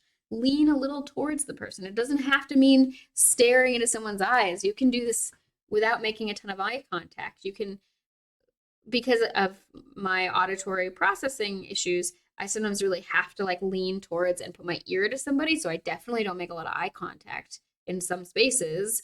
But that still gives the impression of like, I am interested in what you're saying. I am available for this connection and being positive. It is true, Krellin. Not being threatening and off putting is easier for a small woman than for a large man. It is absolutely true. I definitely can get away with a lot because I'm tiny and female, and people respond positively to that. And I'm told often that I'm cute. Uh, I think a lot of people who like being my friend are people who also perceive me as cute. I think that there are people who dislike me and perceive the same things as not cute. Um, but this all goes a long way, right, to helping me make connections with people. But there are other things where it gets reversed, right? Like people also have told me that I can be very masculine in my sort of demeanor and way of interacting with people, and that's off-putting to them because there's a mismatch. And to which I say, suck it. I don't give a shit. Like those are things I'm not interested in changing about my personality. But seeming available for friendship, it doesn't have to be jumping into a stranger's conversation. It can be just being receptive to somebody's attempt to talk to you. If somebody starts an awkward conversation with you, we have to resist the urge to immediately disqualify that person for friendship. I know it is very masculine. Yeah. Yeah. It's one of those things I've had a lot of people not like, that I swear and like am direct about stuff, and to which I also respond with suck it. Usually. Someone tells me that they think that less of me because I swear. That is a way to guarantee that I will probably swear more. Um, there's one exception, my partner's parents, because they don't swear and they have a lot of negative feelings about swearing. And while I think that's silly, I respect that in my interactions with them, because remember, those, you can prioritize maintaining the relationship, maintaining self-respect, or getting what you want. And for me in this situation, maintaining the relationship is the priority, because I don't want to not have a relationship with my in-laws. I don't want to negatively impact or create stress in my partner's relationship with their parents. And generally speaking, I'm curious about the people who raised the love of my life, and like I want to get to know them. Hi, Pete's Poacher. Welcome. Um, okay. So, continuing, availability. The more you seem available for friendship, the more likely people are going to positively rate you as potential for friend. One of the caveats to this is that you have to do it in a way that is context appropriate. If you're at like a speed dating event or a speed friendship dating event, getting really amped up and like insisting on like, let's exchange contact details, I'm so excited to meet you, is contextually appropriate. However, if you're in a space that's much more free form, like a party or an event, and do I recommend blind dates, Peach Poacher? I think it depends on your life. Do you have friends who are going to set you up well? Do you trust your friends to set you up well? Speed dating, I think, can be fine. I think it can be fun as a way to sort of meet a lot of people. I prefer going to a speed dating event to doing something like using Tinder. I've had nothing but bad experiences with Tinder. A lot of people who really lie about their age. I've like showed up on dates and the person is literally 20 years older than their picture. And I'm like, okay, so this is a picture of you, but from 20 years ago. Got it. Where it's harder to do that with speed dating. And speed dating is kind of like a game. Oh, speed dating is where you go to an event and they get, if it's for people who are heterosexual, they would have like a big group of men and a big group of women. You can go to ones that are also for gay and lesbian people, and they'll sort of set it up differently, but they would have it so there would be usually a big circular room, or like tables are set up in the circle, and one group of people sits down at their tables and they don't move for the evening. And then the other group of people is going to rotate. And so you would get like 5 minutes to talk to that person. And then this bell would ring, or there would be a chime or something. And then if you're in the rotating group, you have to stand up and move over to the next table. And everybody gets a little card sheet. And so you have a little pause in between, usually to sort of write down the person's name if you were interested in interacting with them again.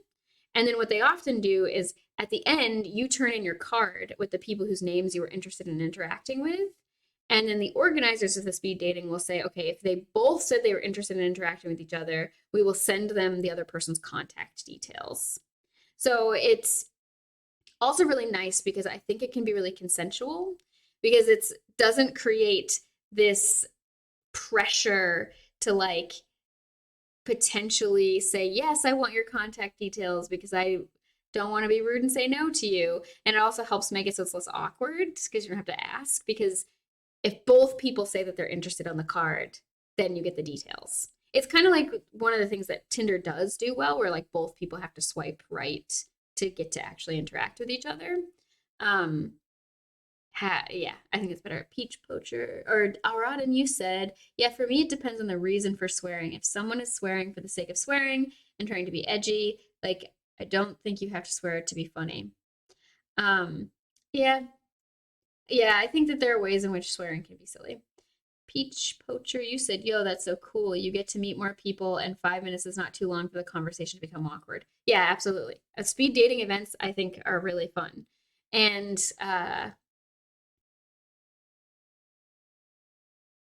I've never used Bumble. I mean, I'm married now, so like I don't really spend that much time thinking about these things aside from in classes about consent when people talk about them.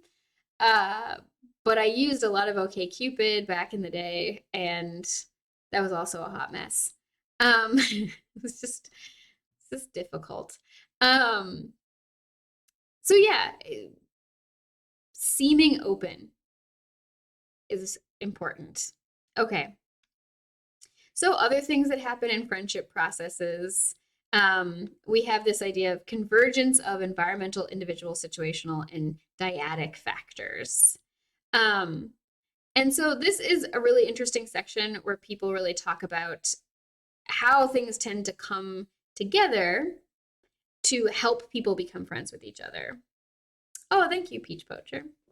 Um, and I think that the structural factors, if you live in a place where it's car dependent, you live far away from the people who are potential friendships, you don't have a good sense of community around you, there's not really much in the way of things that would facilitate the development of a sense of community. You don't get to have a lot of spontaneous, quick interactions with potential friends. You only see each other in pre planned, highly structured spaces, and there aren't third places to go to. That's going to make making friends hard. And that's the situation a lot of us are in. It's just reality. A lot of us live in places where we have to drive to see people. There's not really a place to go other than each other's houses. We don't get to have these fun interactions where we run into each other at something, surprising. We only will see each other if we take a ton of time to like plan something out. And then there's the pressure of like, well, what are you going to do at the house that isn't just like drinking tea and having a super long conversation? Is everybody actually interested? Like, if the activities are like, oh, we watch a movie or we play a game or whatever, is everyone actually interested in that? It makes it harder to have flexibility. So, these structural factors are really, really important. So, other things that can be really important is things like having similar personalities. Again, you don't have to have a ton of things in common as much as having similar personalities can really facilitate. Um, and here in Germany, you have to book an appointment to meet your friends. That's yeah. In Austria, I live in Austria. I don't really know how it goes. I have friends here in Austria, but they are uh weirdos. So I don't know what it's like, really. All of them are people who are like eccentric. Um, so looking at this, it's also things like reciprocal candor. So reciprocity is another one of those things that we've touched on without actually using this word, but is incredibly important to friendship formation. If you don't feel like this relationship is something that both people are actually interested in, it is unlikely to go very far. And so you have to pay really good attention to if someone is making efforts to bid for my friendship, I need to take them seriously and respond to them. I will actively prevent myself from developing friends if I'm not proactive about responding to someone's expression of interest and friendship with me.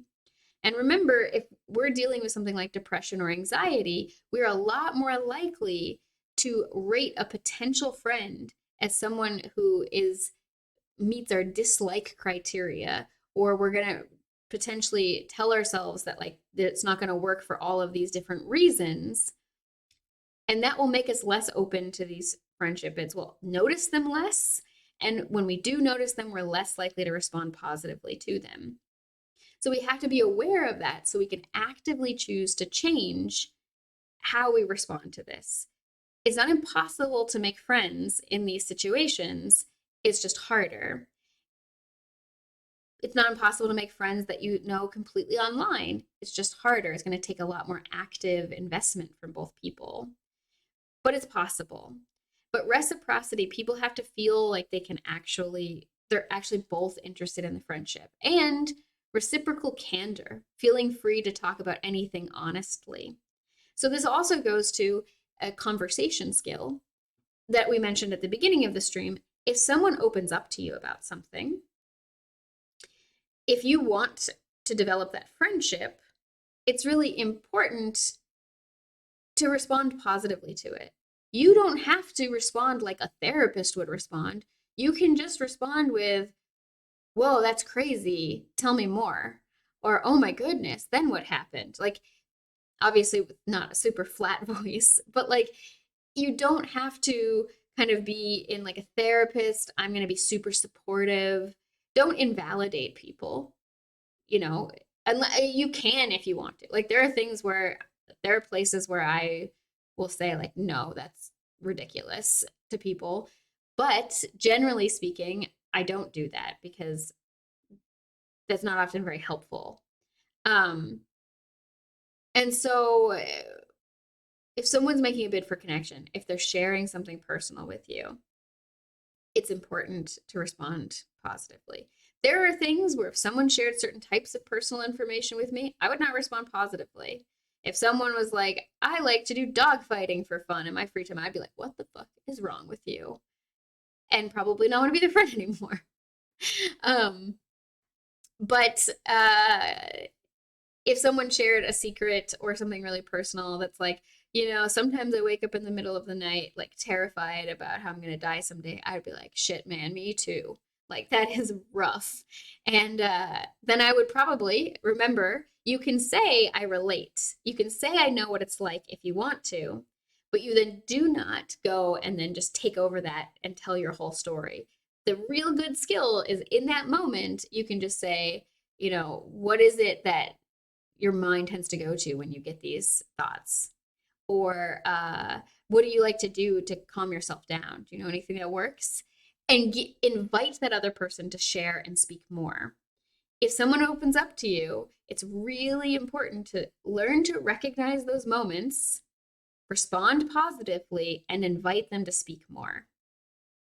Now, most people suck at conversation. I just want to be really honest. We can sometimes be harsh critics of other people because people suck at communication and suck at being good conversationalists. And that doesn't mean, though, that they're a selfish person inherently or they can't be a good friend. What it means is we can use some tools like how to edit in conversation and how to learn some skills for shifting conversation and learn some skills for if the person, like with me, I often tell people, hey, if we're ever having a tense conversation, please don't interrupt me, but otherwise I can have a tendency to go on for a really long time, and if you really need to tell me something, I'm okay with you interrupting me. And also, like, I can sometimes, if I get very excited, end up being a conversational hog. Like, feel free to take up space in the conversation because I want to let people know I'm aware of these things. And I want to invite you to share and take up space too.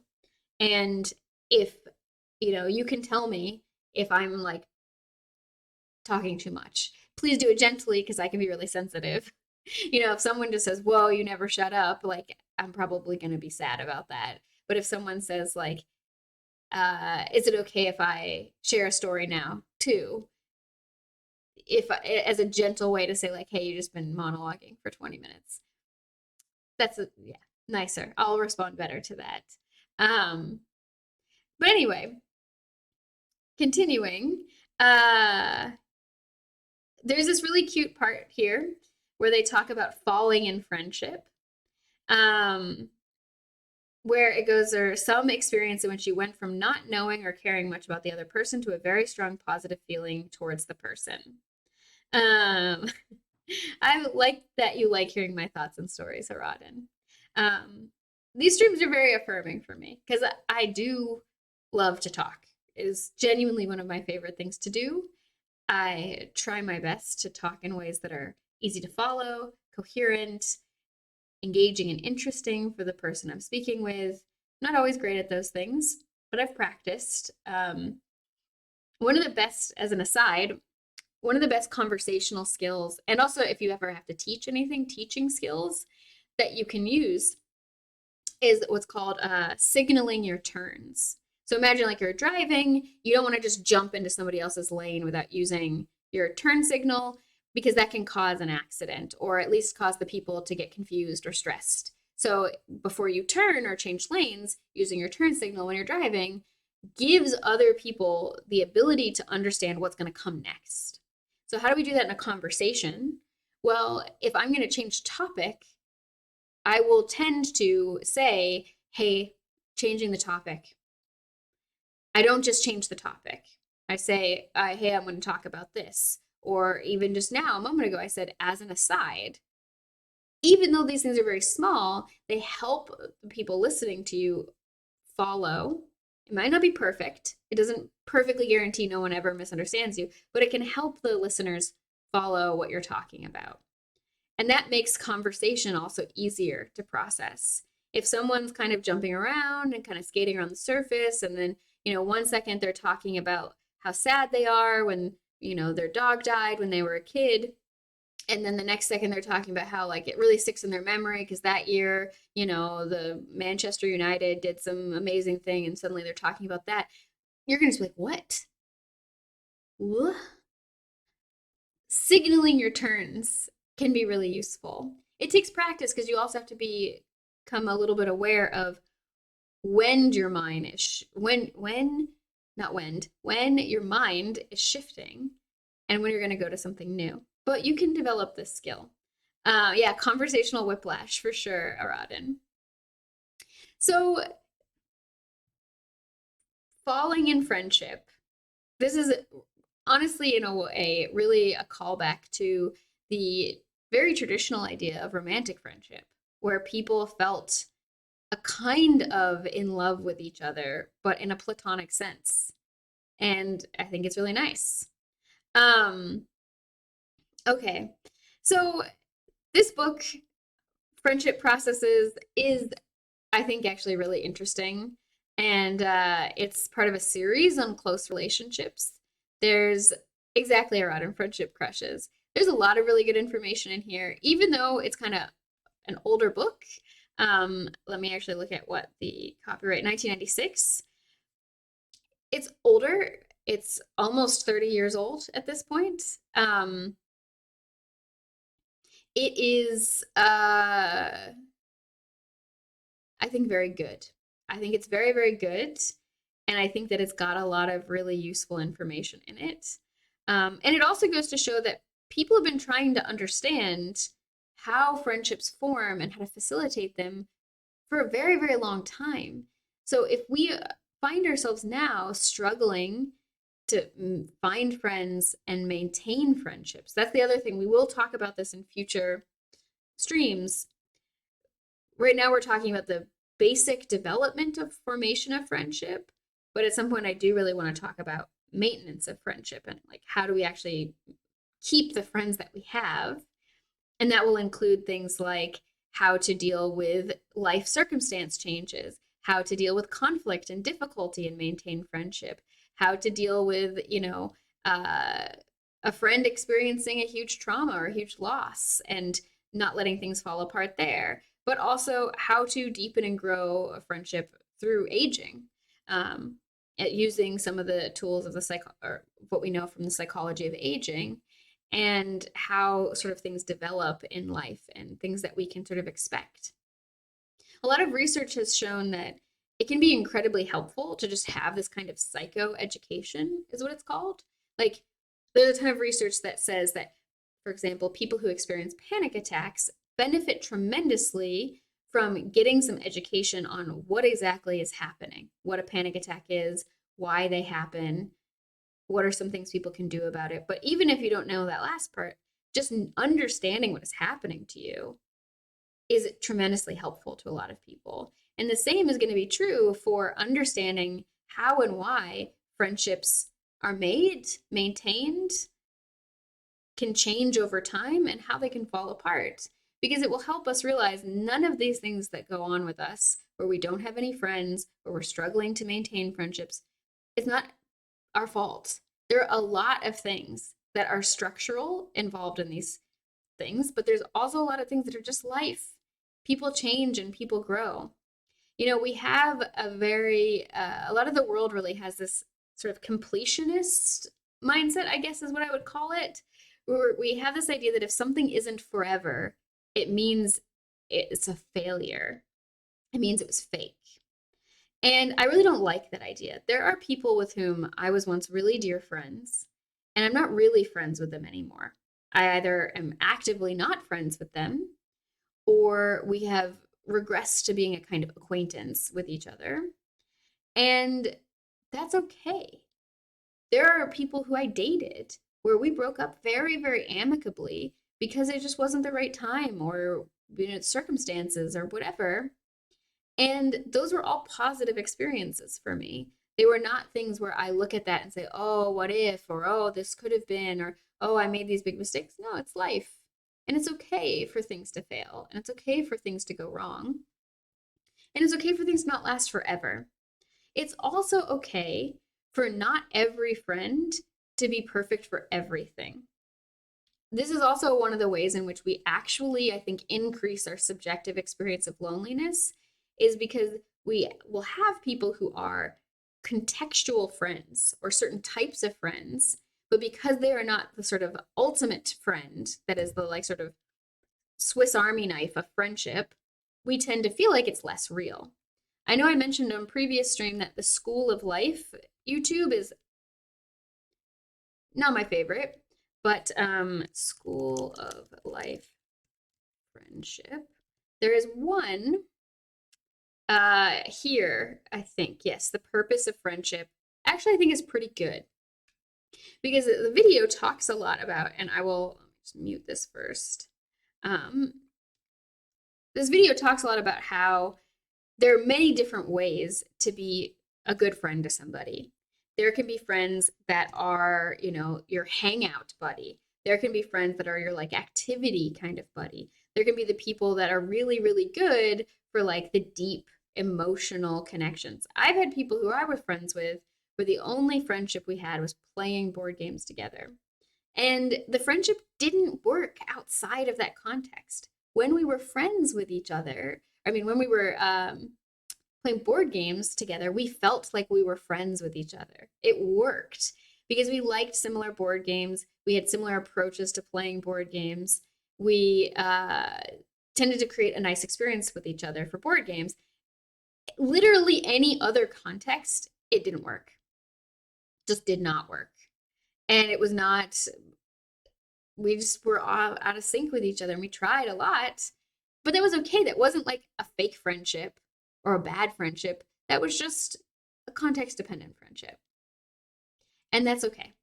So, another resource I want to share with you, and I am going to end the stream in just a moment because I'm getting very hungry for dinner. This one keeps locking me out of this. Two more resources is that there are extra barriers to this, especially if you have any kind of neurodivergence. What? How is this bot? Okay, the bot, Fossa bot, is showing up in my video chat, but not in the stream chat. This keeps happening. It's very strange. This is the first time, though, it has been this kind of thing. Usually it's just someone saying hi. It's the first time it's been like an ad.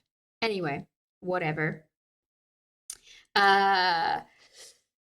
Learning disabilities and any kind of neurodivergence is something that does actively make friendship harder. And this is something that's well known, like very, very well known. A lot of the causes are well known, and there is information on some things that can be done about it, like difficulties in initiating and sustaining peer friendships, perspective on students diagnosed with ADHD. Yeah. Thank you to Tipron. And also, yeah, thank you, Aradin. Um, so there's a video of this one is also really good. I wanted to recommend this. This is if you ever want to know like how to talk in a way that uses editing and also like helps facilitate someone talking more. This video, this is like a therapeutic consulting session talking about lack of friendship, actually shows pretty good use of technique. I mean, this guy is a psychiatrist. Psychiatrists are not usually practicing therapy. They're much more focused on being able to create diagnoses and prescribe medications.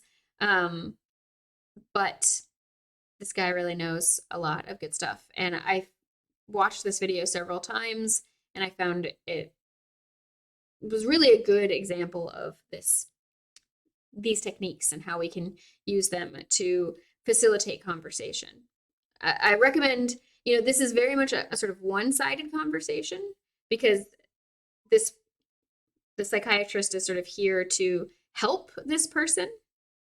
However, it's still nice to look at this and look at what are the good conversational tools this person is using. Some of them are therapeutic tools, and that's also okay. We can use, especially if we're not trying to manipulate somebody, gently use therapeutic modalities of talking to somebody who's experiencing difficulty to support them. We don't have to do that. There are lots of ways to support somebody, but this is one that you can use. However, there are lots of really good communication skills on display in this video, and I recommend watching it and trying to look for what is he doing to put this person at ease? What is he doing to help keep the conversation on track? What is he doing to help her open up and talk more? How is he using active and reflective listening? It's very, very good. This is a very good video. But there was another one, child with ADHD. There is a video that is like two kids, one who has ADHD and one who doesn't, being interviewed, and you're supposed to be able to, you're asked like, can you tell which child has ADHD? Let me see if I remember which child has. I may have to, oh, here it is. There we go. I found it. This one here, I recommend also watching. And the child does bring up the fact that they don't have any friends. They're both 6 years old, and social outcomes, negative social outcomes, already begin to manifest when you have learning disabilities, neurodivergence at a very young age. And this is something that I imagine a lot of us who are interested in this topic have some kind of neurodivergence and have a lifetime of traumatic, semi-traumatic, stressful, difficult experiences with trying to establish relationships with our friend or people we want to be friends with, and really struggling to do that. Really not being able to get that from people. Okay, I have like 50 million tabs still up, but last things before we go, because this is just good because it means we have more. I will not be here next week. I'm gonna take next week off. Just keep an eye on the Twitch schedule because I'll put it on vacation mode, and or Twitter. This is where I post my go live, or if you're part of our Discord, I'll keep you updated there. I do want to just point you to our website again. We have a lot of really cool classes coming up. If you're interested in learning more about consent and improving your relationships and your interactions with other people, it is, wow, Nightbot and I really in sync. Our upcoming workshops have a lot of stuff. Our consent basics classes are always free, as our discussion groups or support groups. But we also have an accountability series. We have a relationship skills series that's not going to be in January, it'll be a little bit later. And we have a lot of really good workshops and classes coming up, including things like how to make a good apology and supporting survivors of sexual trauma. This can also be really useful because it will give you some skills for supporting people who've experienced any kind of hardship.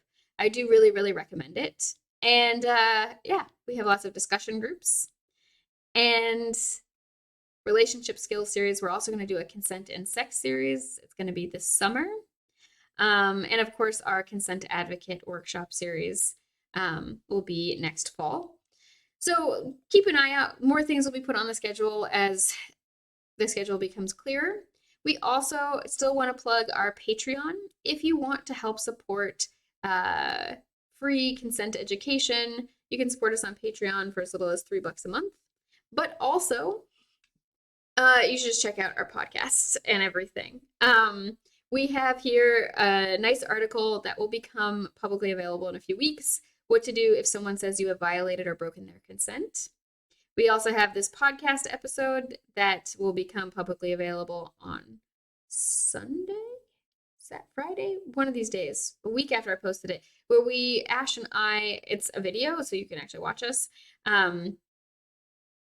Zoom was a little finicky, so I'm not going to record it in Zoom next time, but talking about the new Netflix miniseries Inside Man, and just, it's a wild series. We review it, we talk about consent and accountability and criminal justice and how to respond to harm.